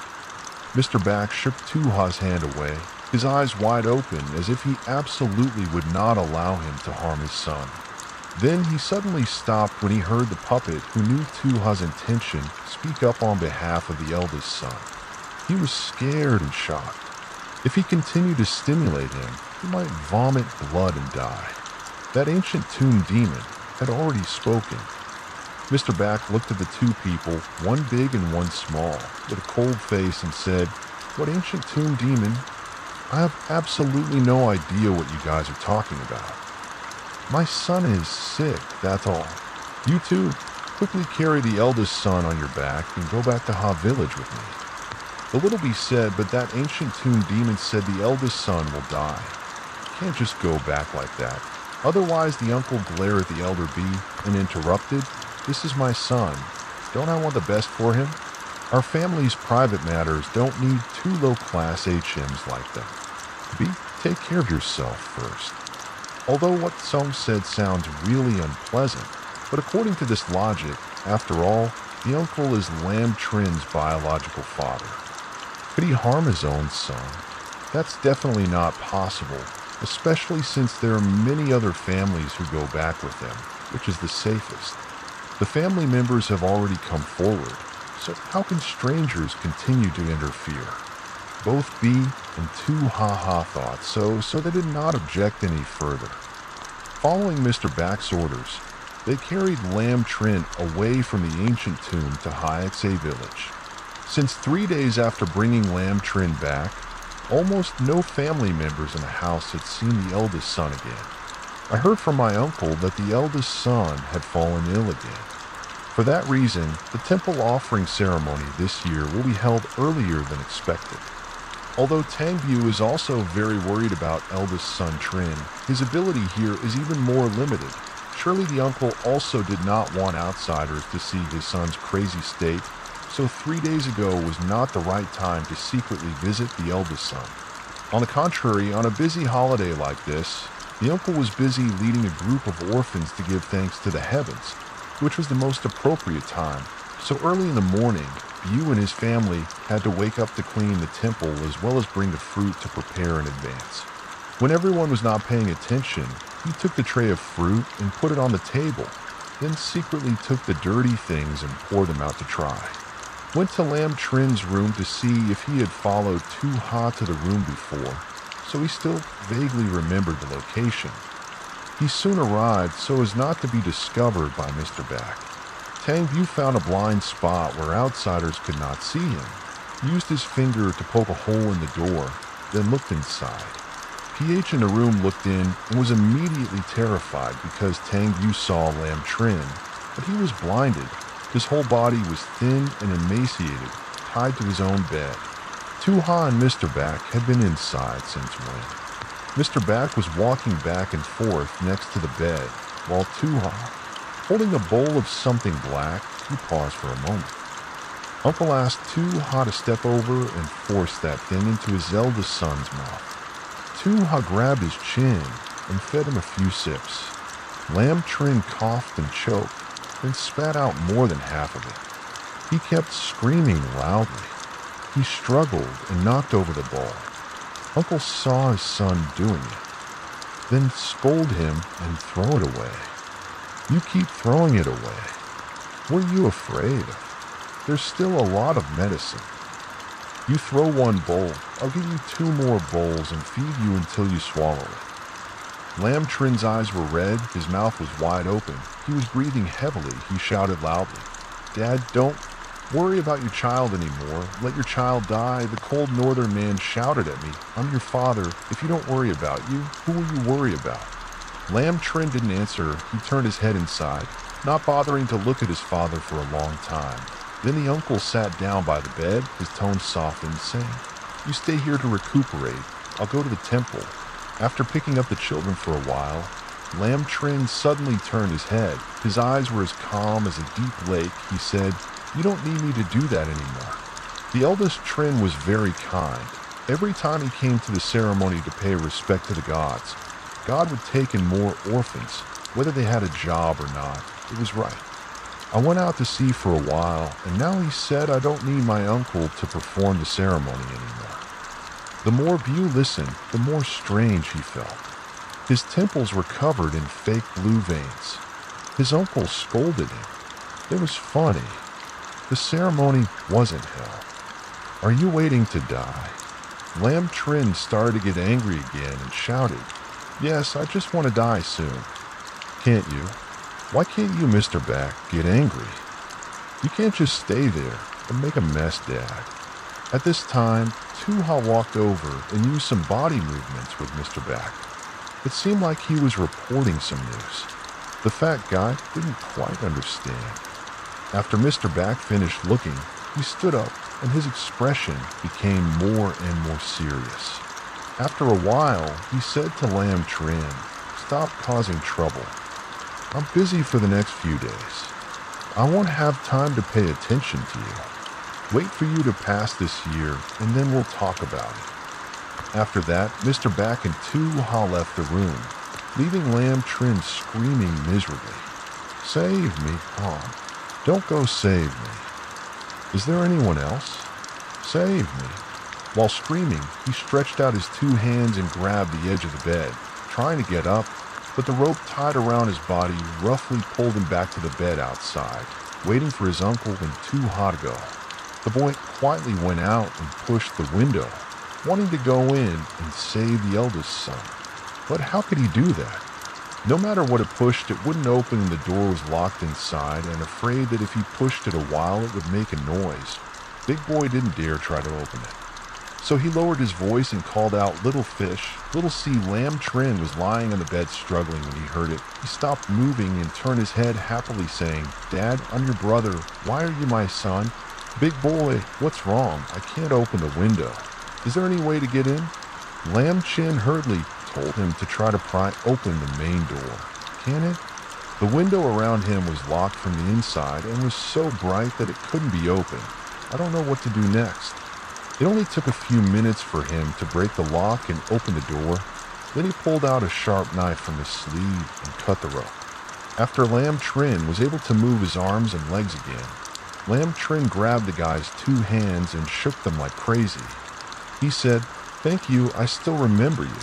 The guy who helped someone else was happy because he was afraid of being discovered. Lamb Trin asked him if anyone had seen him when he entered just now. Didn't this room's door have a bronze lock? How could he get in so quickly? You smiled and replied, "Oh, what about bronze locks? It's not difficult." This few guy's job is to say that the fish can't control it. He asked curiously why he had locked the eldest son in the room for the past few days. What about that bowl of medicine? What was going on? The eldest son asked while observing Lamb Trin's facial expression. The eldest son's face, when viewed closely, seemed more sunken and pale than usual. He wanted as much as he could get from the pancreas.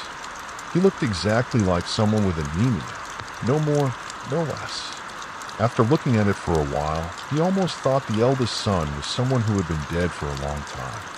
Right after that thought, he was able to react. Responding, he blurted out, could it be that he wanted to give the eldest son that cup of medicine to kill him?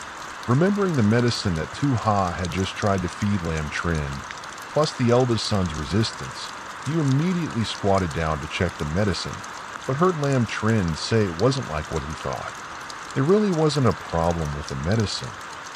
The eldest son was often ordered by Mr. Back to give medicine to the eldest son, so he knew a little about the person. According to him, this was probably a cough medicine and a sedative. Perhaps it also had a bit of a sleep-inducing effect, but there was nothing strange. It seemed that Mr. Back forced the mute to feed Lamb Trin this medicine because he wanted the best for the eldest son, but Tang Bu was still confused as to why the eldest son was not grateful at all, but instead was very agitated and spilled the tonic. Could it be that the ancient tomb ghost had entered the eldest son's body? Otherwise, why did he suddenly turn into this? But Lamb Trin did not have any strange signs. Moreover, if someone was possessed by a ghost, they would be very destructive. So how could he hide Lamb Trin's pale face? He seemed to be unable to stand. Tang Bu tried his best to support him. But to this moment, he regained his senses and said, "Yes, Dad. Let's take this opportunity when Dad is not here. Let's go quickly. Let's go first and talk later. Yes, you follow me."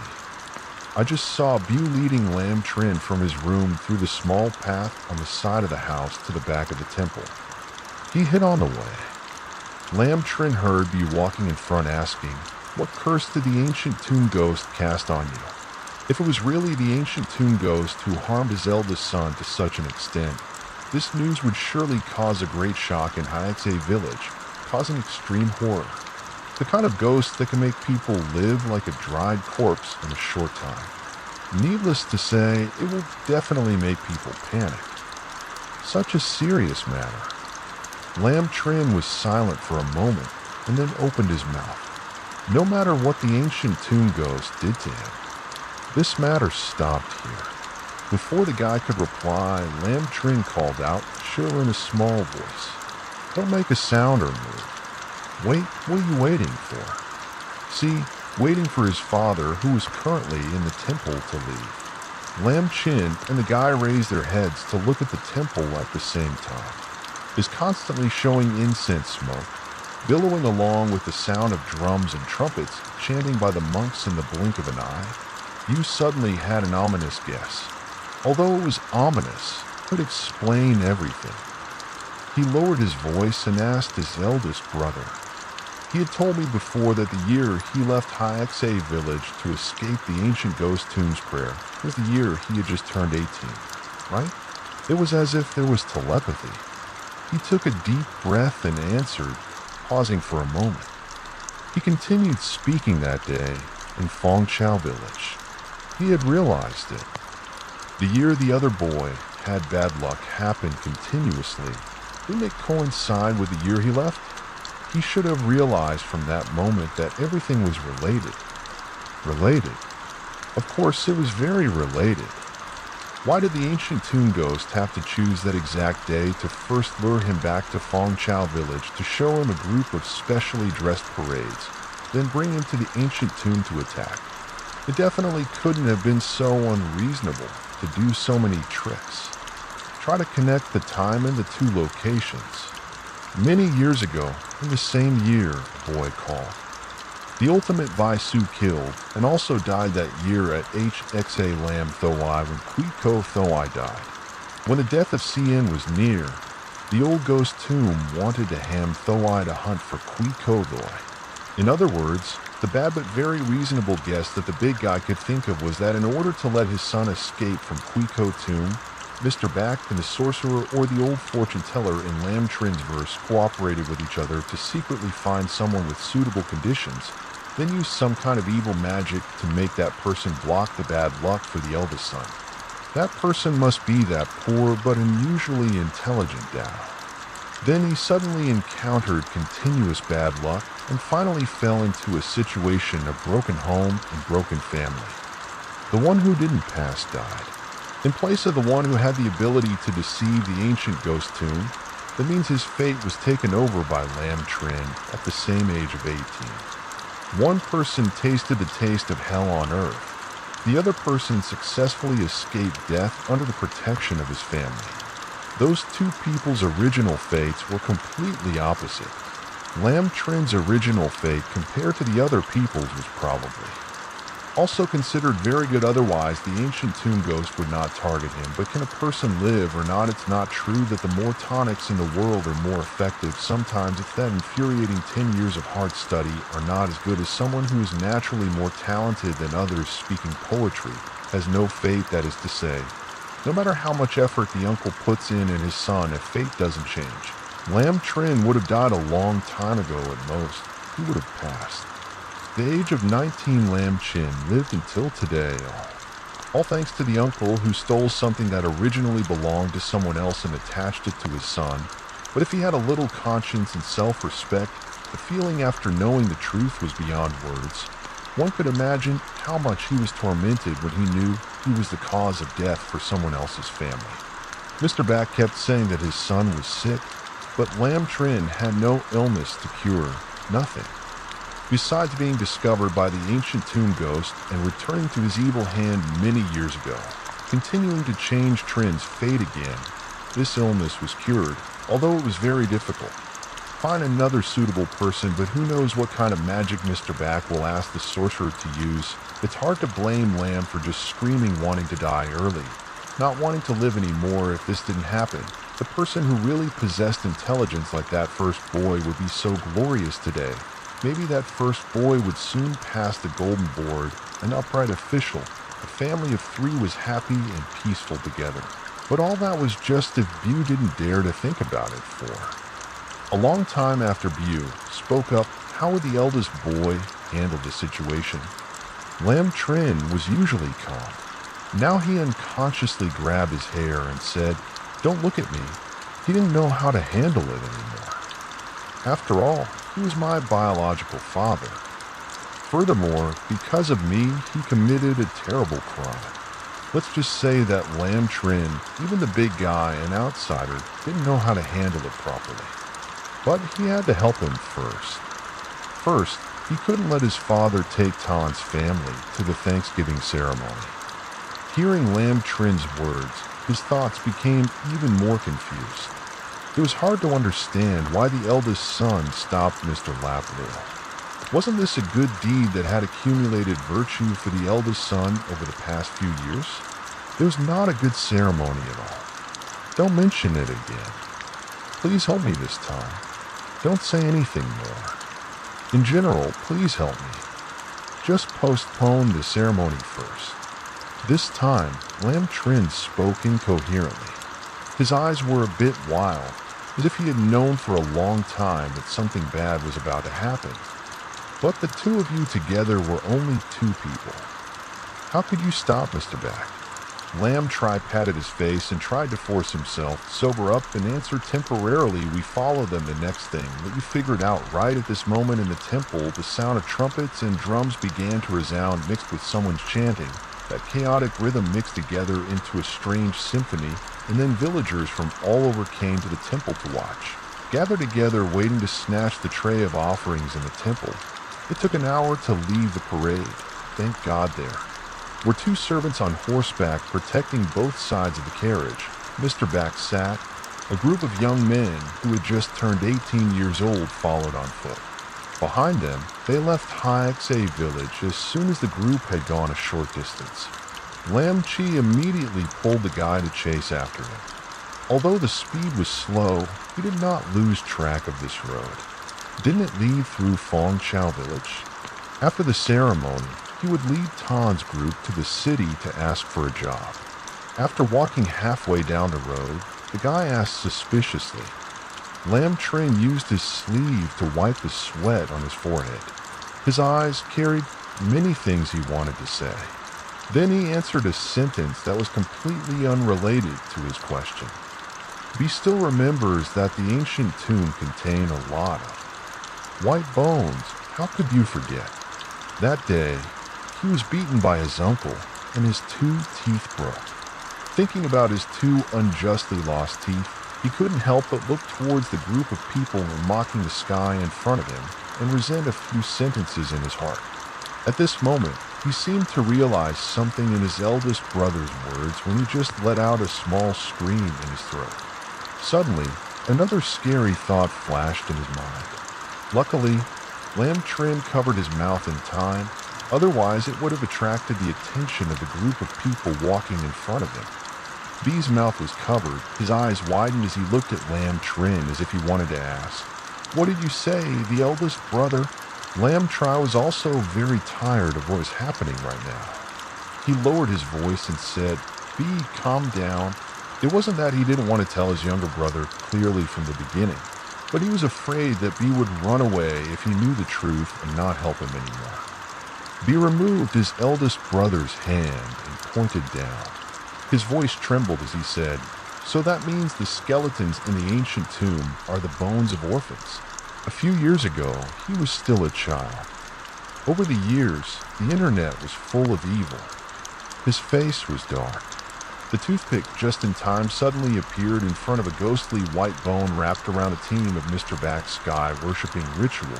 As soon as that layer of bones rushed towards Lam Trin, and the guide to a familiar gloomy voice of the ancient ghost tomb rang in his ears today, will become the nightmare of a lifetime. The prayer just into the fog before his eyes also gradually dissipated. Instead, in front of Lam Trin, there was no one beside them. Guide view had also disappeared since Wednesday. Surrounding scene was a road with jumping houses closed tightly outside the door. Each house was still the same as 3 days ago. Hanging a white scarecrow swaying in the wind. "Be where did you go?" Lam called out, but in response, he only heard a scary screech. Lam was a bit panicked. He grabbed the hem of his shirt, trying to go in from the house to find someone, but the ghosts and buffaloes were all empty. While Lam Trin was still confused with the situation before his eyes, he heard someone crying miserably. Trying to calm down, the headphones came from the distance, each sound of a ghost. Crying wolf Chu Wingwalk Geo didn't expect that when Lam Trin just turned his head, he would be faced with a scene of a bunch of people. The demons had strange shapes from afar. Each one was skinny and bony. Her eyes were lifeless. Her ribs protruded from her chest. Her hands were wildly beating her chest, stomping her feet, extremely scary. Her mouth was screaming as if pouring out a stream of resentment. "Oh, it's not Dad. You said you would take us to the city to find work. Why did you let us die instead of you like this?" Lam Trin was extremely frightened by that scene and unconsciously ran back to the forest of Fong Chao village. If he guessed correctly, those demons were definitely the ghosts of the children who were sacrificed to the demons. The ancient tomb seemed to like him very much. even to say that they craved him, each one with white eyes and hanging tongues chasing after him relentlessly, causing Lamb Trin to have no time to rest. His legs and ribs were aching with the rhythm of running. He wanted to scream, but couldn't speak. The further he ran behind Fong Chao Mountain, the sky above his head became darker and darker. Deep in the jungle, just as Lamb was about to run out of breath, he saw a tree hole where he could hide. He immediately jumped in.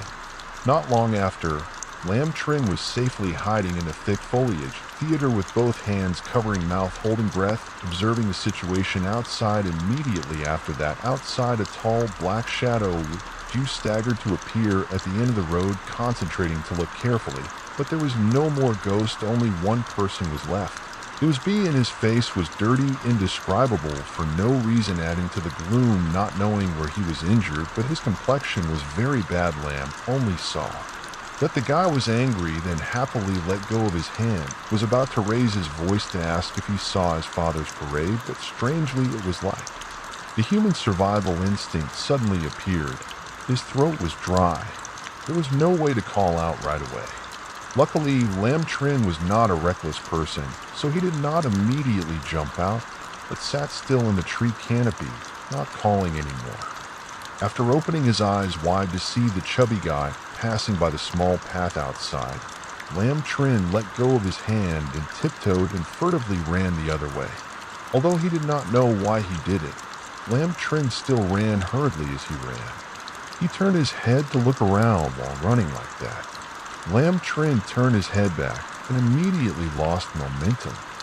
Hitting the back of something soft, Hong Meng touched his face and exclaimed. His body suddenly became fierce. In front of Lamb Trin, the guy who compensated for the person who had clearly gone far away on the opposite path, he didn't know when he had appeared here. He could feel his head exploding layer by layer. His back was also numb. It seemed that although Lamb Trin was very trustworthy in his heart, Yu, but his appearance like that also scared him to death. Yu saw him and happily held his hand. He asked, "Where did you go?" Suddenly the thought passed by, and you ran away again. Do you know that I just followed the old man's part and had to look for you for a while now? Lamb regained a familiar feeling from his words and breathed a sigh of relief. The goosebumps on half of his body slowly disappeared, even though he was worried and anxious. He didn't dare to open his mouth and say anything nonsense, just asked Yu. So in the end, do you know where your father is? Yu pointed in a direction and replied, "Yes, let me take you to Grandpa." He just led Tan's group forward and said this. He stopped in panic. Pull Lamb Trin. See, hurry up and follow, otherwise he won't see his parade anymore. Before Lamb Trin can react, the fat guy has already started to drag him forward. What's strange is that the fat guy is only 16 years old and looks weak, but he's dragging a young man like him. There's no way to hold him back. Not only is his hand strength incredibly strong, two of them just like that, the small one pulling the big one, quickly running forward. Lamb Trin can't find any chance to remove Tangbu's hand, so he keeps complaining. After a while, he suddenly discovers that under the light of the midday sun had not yet shone down. Only his shadow was quietly swaying forward, while the guy in front of him had no shadow at all. This could not help but make Lamb Trin startled, afraid that the guy walking next to him would discover something unusual. He lowered his head and turned his thoughts in his head. This guy Bu was a fake, an ancient ghost who had transformed. As soon as his thoughts ended at those three words, a thin layer of goosebumps appeared on Lamb Trin's arms, but he quickly dismissed the thought. Because according to what Lamb Trin knew when he was young, the ancient tomb ghost didn't know that its form was a beautiful girl, but its head was split into two, let alone that it had followed him for so long before. But Lamb Trin had never seen it disguise itself as any of his relatives to cast a curse. Now the ancient tomb ghost cast a curse and told a guy to kill the dead person to harm Lamb Trin. Thinking of this, he took a cold breath. The fat guy's voice came from in front of the eldest son. "What's wrong?" Lam Trin's voice trembled as he replied. He was a bit scared. He was silent for a moment. The fat guy said, "Don't be afraid. There's a child here. You can't die yet." Previously, his words would certainly be interpreted as words of consolation for a child, but now they gave off an indescribable gloomy feeling, like some kind of threat, while Lam Trin was still thinking hard in his heart. The guy in front suddenly stopped and said, "Young master, the carriage stopped in front of you." "I heard it was my father's carriage." Lam Trin tried his best to keep his limbs steady, covering his trembling face. "He told you to hide here as an excuse to avoid being blamed by his father for letting him go, and he would go over there and check after being away from you for a while." Far away in the direction that said, indeed Lam Trin saw his father's carriage as well as the sacrificial objects scattered on the ground. However, on the carriage and around there was no one beside the river surrounded by trees and trees. The uneasiness was born like a raging wave. Lam Trin started to call out, "Dad, Dad." While calling out like that, he walked towards the river, afraid that everyone nearby had met with an accident. In the image reflected on the river's surface, Lam Trin saw the scenery of the carriage replaced by a forest of trees and longed for the green rocks standing straight behind him. If you look closely, you can see. Realize the place behind him was dark and gloomy like the blue stone steps of the ancient tomb he had fallen into. It was only a vaulted tomb door sealed by rows of cold stones. A pale arm reached out from inside and desperately escaped the trap. It seemed like he was asking for help. Lam only raised his head to look behind him. Clearly there was nothing. He lowered his head again. The reflection on the water's surface was truly a reflection of the ancient tomb, dark and gloomy clearly. Only a few steps away, but Lam Trin looked around but couldn't see it. Right at this moment, a new thing was reflected in the river's surface, a shadow. The pitch-black man silently appeared behind him. The shadow of that person's face was not clearly visible. He just wavered and moved. The next moment, a hand suddenly patted Lam Trin's shoulder. The person's voice sounded like it came from the 18th level of hell. It sounded like it was from behind him. "What are you doing? You're sitting here in a daze.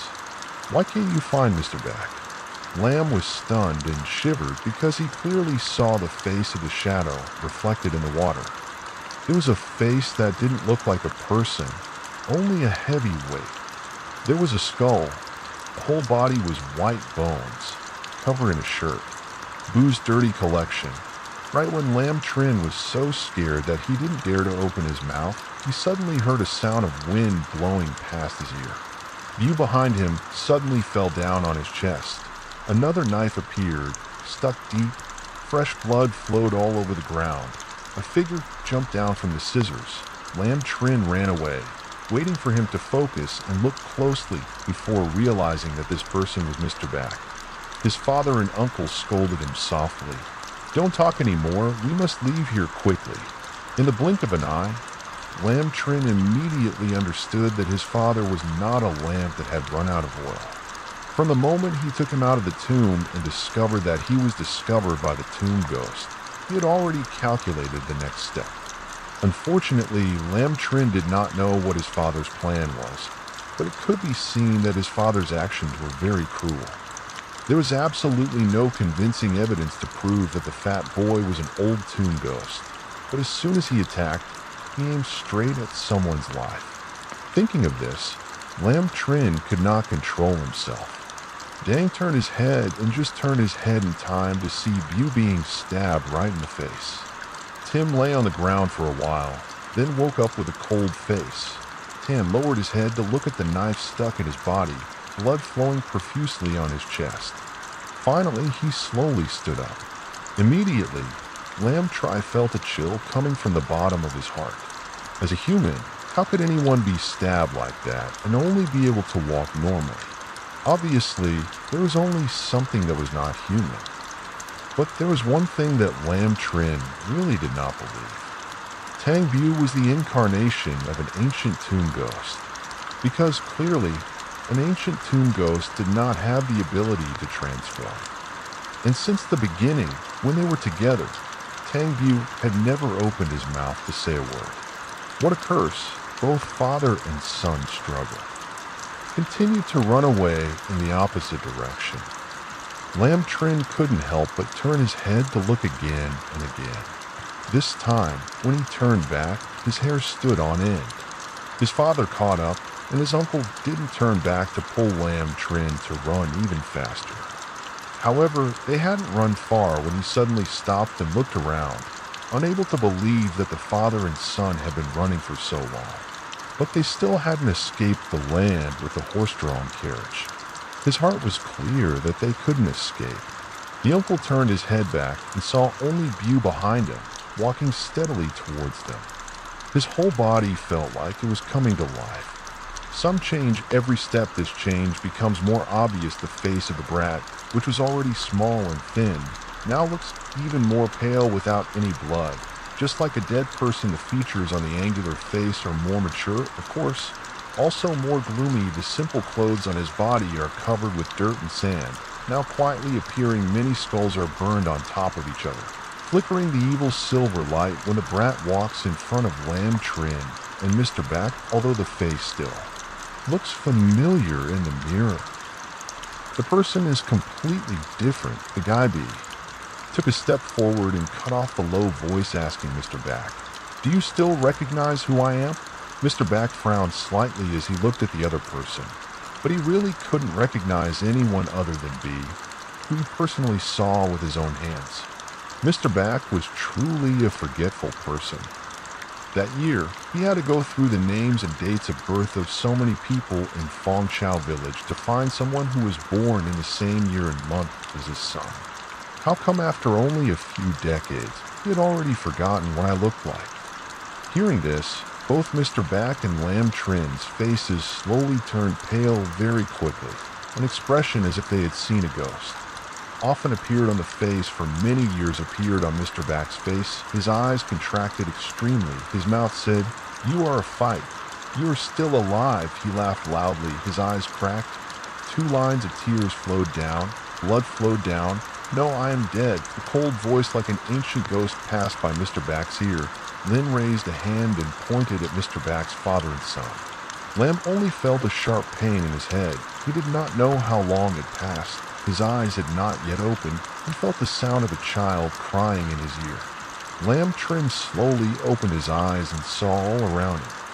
White bones must have returned to the ancient tomb. Feeling a splitting headache, Lam Trin was about to speak. At this moment, a hoarse voice came from the opposite side. Lam Trin, he heard it, and his hands were wringing. He focused his mind and raised his head to look at the person who called out. Was Mr. Back. Seeing his son awake, he was overjoyed. He seemed to want to run over, but was immediately kicked down by the person next to him. That person had skin so white it made people's hearts cold. Was that the guy who was beaten, or more correctly called fighting behind him, was a stone platform wooden coffin with 3 jars for black bones. The shadow quietly placed next to his parents. There was another jar of bones. Was it his? Lam Tr didn't know if he was currently in the form of a living ghost or a zombie. The first Lin spoke in a melancholy voice, kowtowing his head. As soon as he finished, he didn't expect Mr. Back to actually kneel down and kowtow dozens of times to the 3 jars of bones. Then he jumped up and kicked Mr. Back hard on the head again. His eyes were like fried ice, surrounded by coldness, clearly implying that he wouldn't allow Mr. Back to stand up. The arrogant father, who never bowed his head in the past, now didn't even raise his head. Get off the ground. Although he knew that what his father did would be punished n times more severely than this, it was not too much, but his blood was still deep, and he could not bear it. Lam Trin struggled to leave his father behind. He called out to his father. Hearing the sound of his head, he looked towards Lam Trin. Although he could not see, Mr. Back was so scared that he could not stand up. He called out to Lam Trin softly. Unfortunately, it was too late. The uncle felt his whole body cold. Then he heard a miserable scream from his son. Lam Trin's head broke one of his arms. He squatted in front of him. He was silent for a moment, then opened his mouth to ask if the ancient ghost tomb was scary. He asked calmly and calmly. Lamb Trin's broken arm was so painful that his lips trembled and he couldn't speak. The ancient ghost tomb was already scary, but the unknown ghost or spirit in front of him was 10 times, 100 times more terrifying. This fear he should have accepted early. The uncle was controlled by the white bones at the bottom of the grave and couldn't move. He could only cry and say, "I'm the one who took the blame for this. This matter has nothing to do with my son." Lamb Trin wanted to say, "Don't say it, my father." Half suffocated by the pain, the tip of the tongue refuses to listen. There's no way. The close person, usually trustworthy, unexpectedly is the thing I fear the most. Moreover, it's always lurking nearby, by my side now. Everywhere there's not a single person. I don't know in the end. What does he want to do? Who can I be? I'm not afraid. The head sneers. His laughter echoes throughout the ancient tomb, deaf to teeth. It's irrelevant, staring at Lamb, not taking his eyes off each word. A person with mediocre qualities like a boy. You can live until now. What it takes is my fate, person.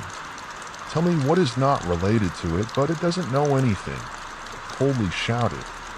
That's why it's even more hateful. What makes it so ignorant?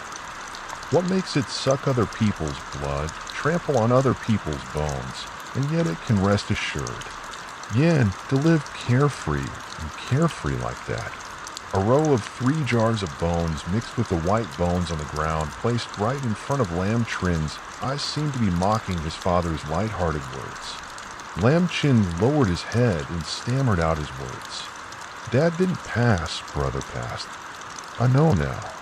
Whatever you say is redundant, but I still stop and smile and talk, but you know it's useless, but you still want to try to express your sincerity, hoping to move me, hoping I can let go of hatred, resolving grief. What he said, wherever the bones around him weeping and wailing like their protest with these perfunctory words, knowing that people's lives fall for one person, can't just say let go is let go. Head standing in the middle of the pile of white bones. Now I'll let you choose. Feeling of chills sharp in your heart.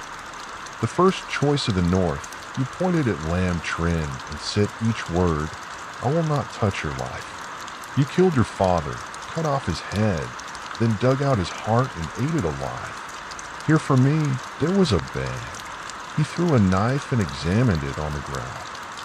Lamb Trin widened his eyes and stared at the knife. He then heard a sound like a ghost swinging in his ear.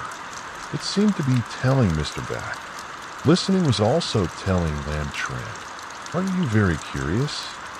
Why didn't I die and have my soul devoured by the ancient ghost? Let me tell you, basically from the beginning, there was no one named Boo, only Due. This guy Dao was haunted by that ancient tomb ghost, not letting go. Even though bad luck haunted him until the last minute, I never had any intention of committing suicide. I carried a murderous aura and resentment in my heart. I longed for revenge, so I turned into a ghost, and the ancient tomb ghost was also a ghost. Just a ghost that ate ghosts and existed. I was actually able to do it. I was speechless. As soon as I said it, not only Lamb Trin, Ongbak was also stunned. Terrified, the ancient tomb ghost that came to Lamb Trin this time was a completely new ghost. Even though he clearly knew in advance that the person who took his family's life was a long time ago. The deadly curse on him from the beginning had to go step by step, turn into a young boy, retaliating to Mr. Back's house, slowly approaching, tighten the noose to tie Lamb Trin, cover his eyes. Torture himself in the truth like a cat caught a mouse, not kill it right away, but play with it first, play with it until it is scared to death. This is called retribution. So it is because you people forced me to eat ghosts to survive. Now if you want me to spare you and your father, then choose one as you eat. Your father's heart to survive, or the father ate his son's heart to survive the moment he said those words. The hatred that had been stored deep in his bones for decades had finally reached its peak and erupted. Lamb Trin and Mr. Back both saw the madness and resentment burning in his head. Everyone understood that he was not joking right now. The atmosphere around the tomb was heavy and silent for a moment. Mr. Bax spoke in a hoarse voice. "You kill me, I apologize to you and them, okay?" Hearing Mr. Bax's words, the white bones around him began to make noise. The scary you had stopped laughing. He coldly said, "You don't have the right to make conditions with me." Mr. Bax heard this and looked in despair at his son. "Cal, you clearly want our lives. Don't act out your disgusting father-son relationship in front of me. No one here will be moved by you." Who would have thought that after he finished speaking, the uncle, not knowing where he got the strength from, suddenly turned around and broke free from the clinging bones, jumped up and strangled his son. Lam Trin was strangled by his own father. Startled, half instantly felt suffocated blood rush straight to his face. Difficult to speak, uncle, like a crazy person biting is talking. Lam Trin, now you like this father is not Eddie's father. If you die, definitely. You also cannot live in this world. Just go with father, say. Then hands suddenly use force before Lam. Eyes black membranes appear. Throat let out our dying sound and heart panic thought. Could it be father really wanted? Strangle him, right? Kai Lam Trin thought he was going to die. Then the pressure in his throat suddenly eased a large amount of air. Rushed in, making him unable to react, coughing and choking, barely able to breathe, but then saw the scene of the head standing next to him, grabbing Mr. Bax's head and pulling it out, saying harshly, "I can give you a third way." Even though I was grabbed so hard that my head was about to split open, blood was dripping from my hairline. Mr. Bax laughed loudly again, saying, "I feel like I've endured for many years, waiting for this day to finally come. Was it great to be able to report to my best friend, family, and other people? Was it so righteous? Why didn't I react when I saw the head?" Mr. Bax raised his arm, grabbed his collar, and screamed like crazy. "What do you know, if that year the person who was in trouble was not my son, but my family? What would you do if there was a way to save your family's lives? What would you do? I ask you, what would you do?" Laughter, hearing that, Dao's pale face slowly changed color, just like a ghost. The sky rose above the freezing wilderness, while suddenly the air in the ancient tomb seemed to get even colder. Lam Chin hugged his broken arm, scared out his wits, and said hoarsely, stop talking. Okay, Dad, what nonsense are you talking about?" Dao suddenly raised his hand to squeeze his head. Mr. Bax lifted him up, not repenting at all. Mr. Bax laughed like crazy. Repentance? I saved my son's life. That was a good thing. But seeing that these words were not enough to anger the demon in front of him, the uncle glared and raised his voice. "I don't need to repent. Repentance? You're all dead. Repentance can come back to life." It seemed that Mr. Bax's heroic aura of not admitting your mistakes made him lie. His head also laughed, and his eyes saw his face becoming more and more terrifying. Lam Trin crawled forward, but was grabbed by the bones under his body. He panicked, cried out miserably, "Father, Father," as if begging, "Father, Father, let me speak more, please shut up." Even though he heard a cry, Mr. Bax still kept his face, not knowing what it was to be afraid of death. Said Lam Trin, "Father, go ahead, Father, wait below." Laughter. Before I finished speaking, the arm placed on my head. Mr. Bax squeezed tighter and tighter, clearly showing the layer of skin covered in blood. More and more blood splattered out. Lam could only see clearly, afraid of losing his soul. He spoke incoherently, "Father. Father, I'm sorry, 1,000 times sorry. It's all our fault. My father is like this because of me. My father is crazy. He is crazy. See, Lam Trin really wanted to ask for forgiveness. He was compassionate, but couldn't say a word, only dared to use his forehead to repeatedly hit the white bones, hitting so hard that a few sharp pieces of bone pierced his forehead, causing blood to flow out. This action made Dao somewhat sober and stopped moving, seeing that Lam Trin breathed a sigh of relief as if catching a ray of hope. Tears and snot started to fall, but before the tears could fall, suddenly heard the cold voice of the ancient tomb ghost spoke from the throat of the person in front. "It seems like you forgot, right? I'm not the guy named Bu who follows you. He doesn't exist. I'm the ancient tomb ghost who once said that today will become the nightmare of your whole life." He finished speaking. He squeezed his hand hard and a terrifying sound rang out. The uncle's head was squeezed and exploded. His skull was broken. His brain was broken. Blood splattered like fireworks on New Year's Day. Tim Lamb followed that explosion and stopped beating. He screamed in horror. Uncle Back's head was torn apart. Fresh blood splattered from the pink hole on his neck. Lamb Trin's face and body were far away. He finally couldn't stand it anymore and started screaming like crazy. The one who caused everything was standing in front of Lamb Trin, emotionless, looking down at him, screaming and sitting on the ground, cowering on the floor, covered in blood and bones. A long time later, when he saw Lamb Trin stop screaming and go numb, he calmly asked, "Do you have anything to say?" Lamb Trin was absent-mindedly staring at the 3 jars of bones lined up next to Don So's coffin in front, along with his father's body and the surrounding skeletons. Don was like, thinking about something for a long time, he finally stuttered out, "Kill me first." He was not surprised, but pointed a hand towards Lamb Trin. Lamb Trin was also just waiting for that. He closed his eyes, but strangely, he did not feel the pain as he had imagined. Above his head, he heard footsteps right above his head, gradually going down to the ancient tomb. When a sound of stepping on bones rang out, a calloused hand shook his shoulder gently. After a while, Lamb Trin opened his eyes. In front of him, the ghost of the ancient tomb had disappeared, replaced by a thought. Xia and a silver-haired old man saw that old man and immediately felt familiar. Before Lamb Trin could ask, the old man spoke up. "I am a fortune teller.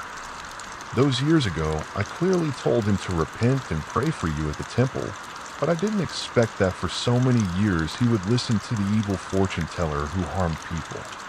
Seeing his absent-minded appearance, Lamb Trin looked at the fortune teller and didn't say anything more. He told Tu-Ha that everything was predestined by the heavens. "Pull it up. I will do my best to destroy this ancient tomb." After Tu-Ha pulled Lamb Trin up from the tomb, the fortune teller took out a golden talisman from his sleeve. He did not bite his finger, but used a knife to make a mark on his hand, spilling his blood, wetting the talisman. Then the green stone steel shattered. As soon as the talisman was placed on the ground, it immediately collapsed and pressed down on the tomb. Black air erupted from there, accompanied by the sound of many ghosts crying. Seeing everything, Lamb Trin felt his eyes go from lifeless to agitated, grabbing the edge of the fortune teller's shirt. Why could he break it? Why didn't he help our family from the beginning? The fortune teller's face turned pale after casting the spell. He calmly replied, "I broke the tomb but did not seal it. Or I destroyed the ancient demon tomb. When it disappeared, it was the repentance of the dead father, because he did not have these 2 words in his heart. But you are different. After knowing the truth, you stopped the ceremony to thank the heavens. The ancient demon tomb disguised as a big guy followed you. Surely, no matter how much I hate you, I will recognize it. Moreover, killing your father in front of you is also successful revenge. Lamb Trin, you have heavy karma. From now on, follow me to do good deeds to repay. Debt what your father did, don't think about death. You don't have true choice." Lamb Trin listens to every word the fortune teller, his arm holding the hem of his shirt gradually.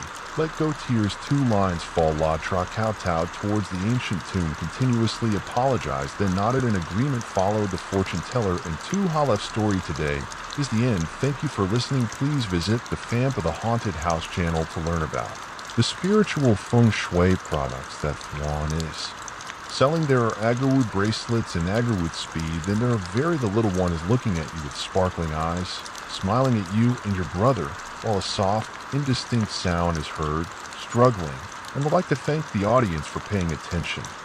Goodbye, everyone, and I'll see you again in the next stories.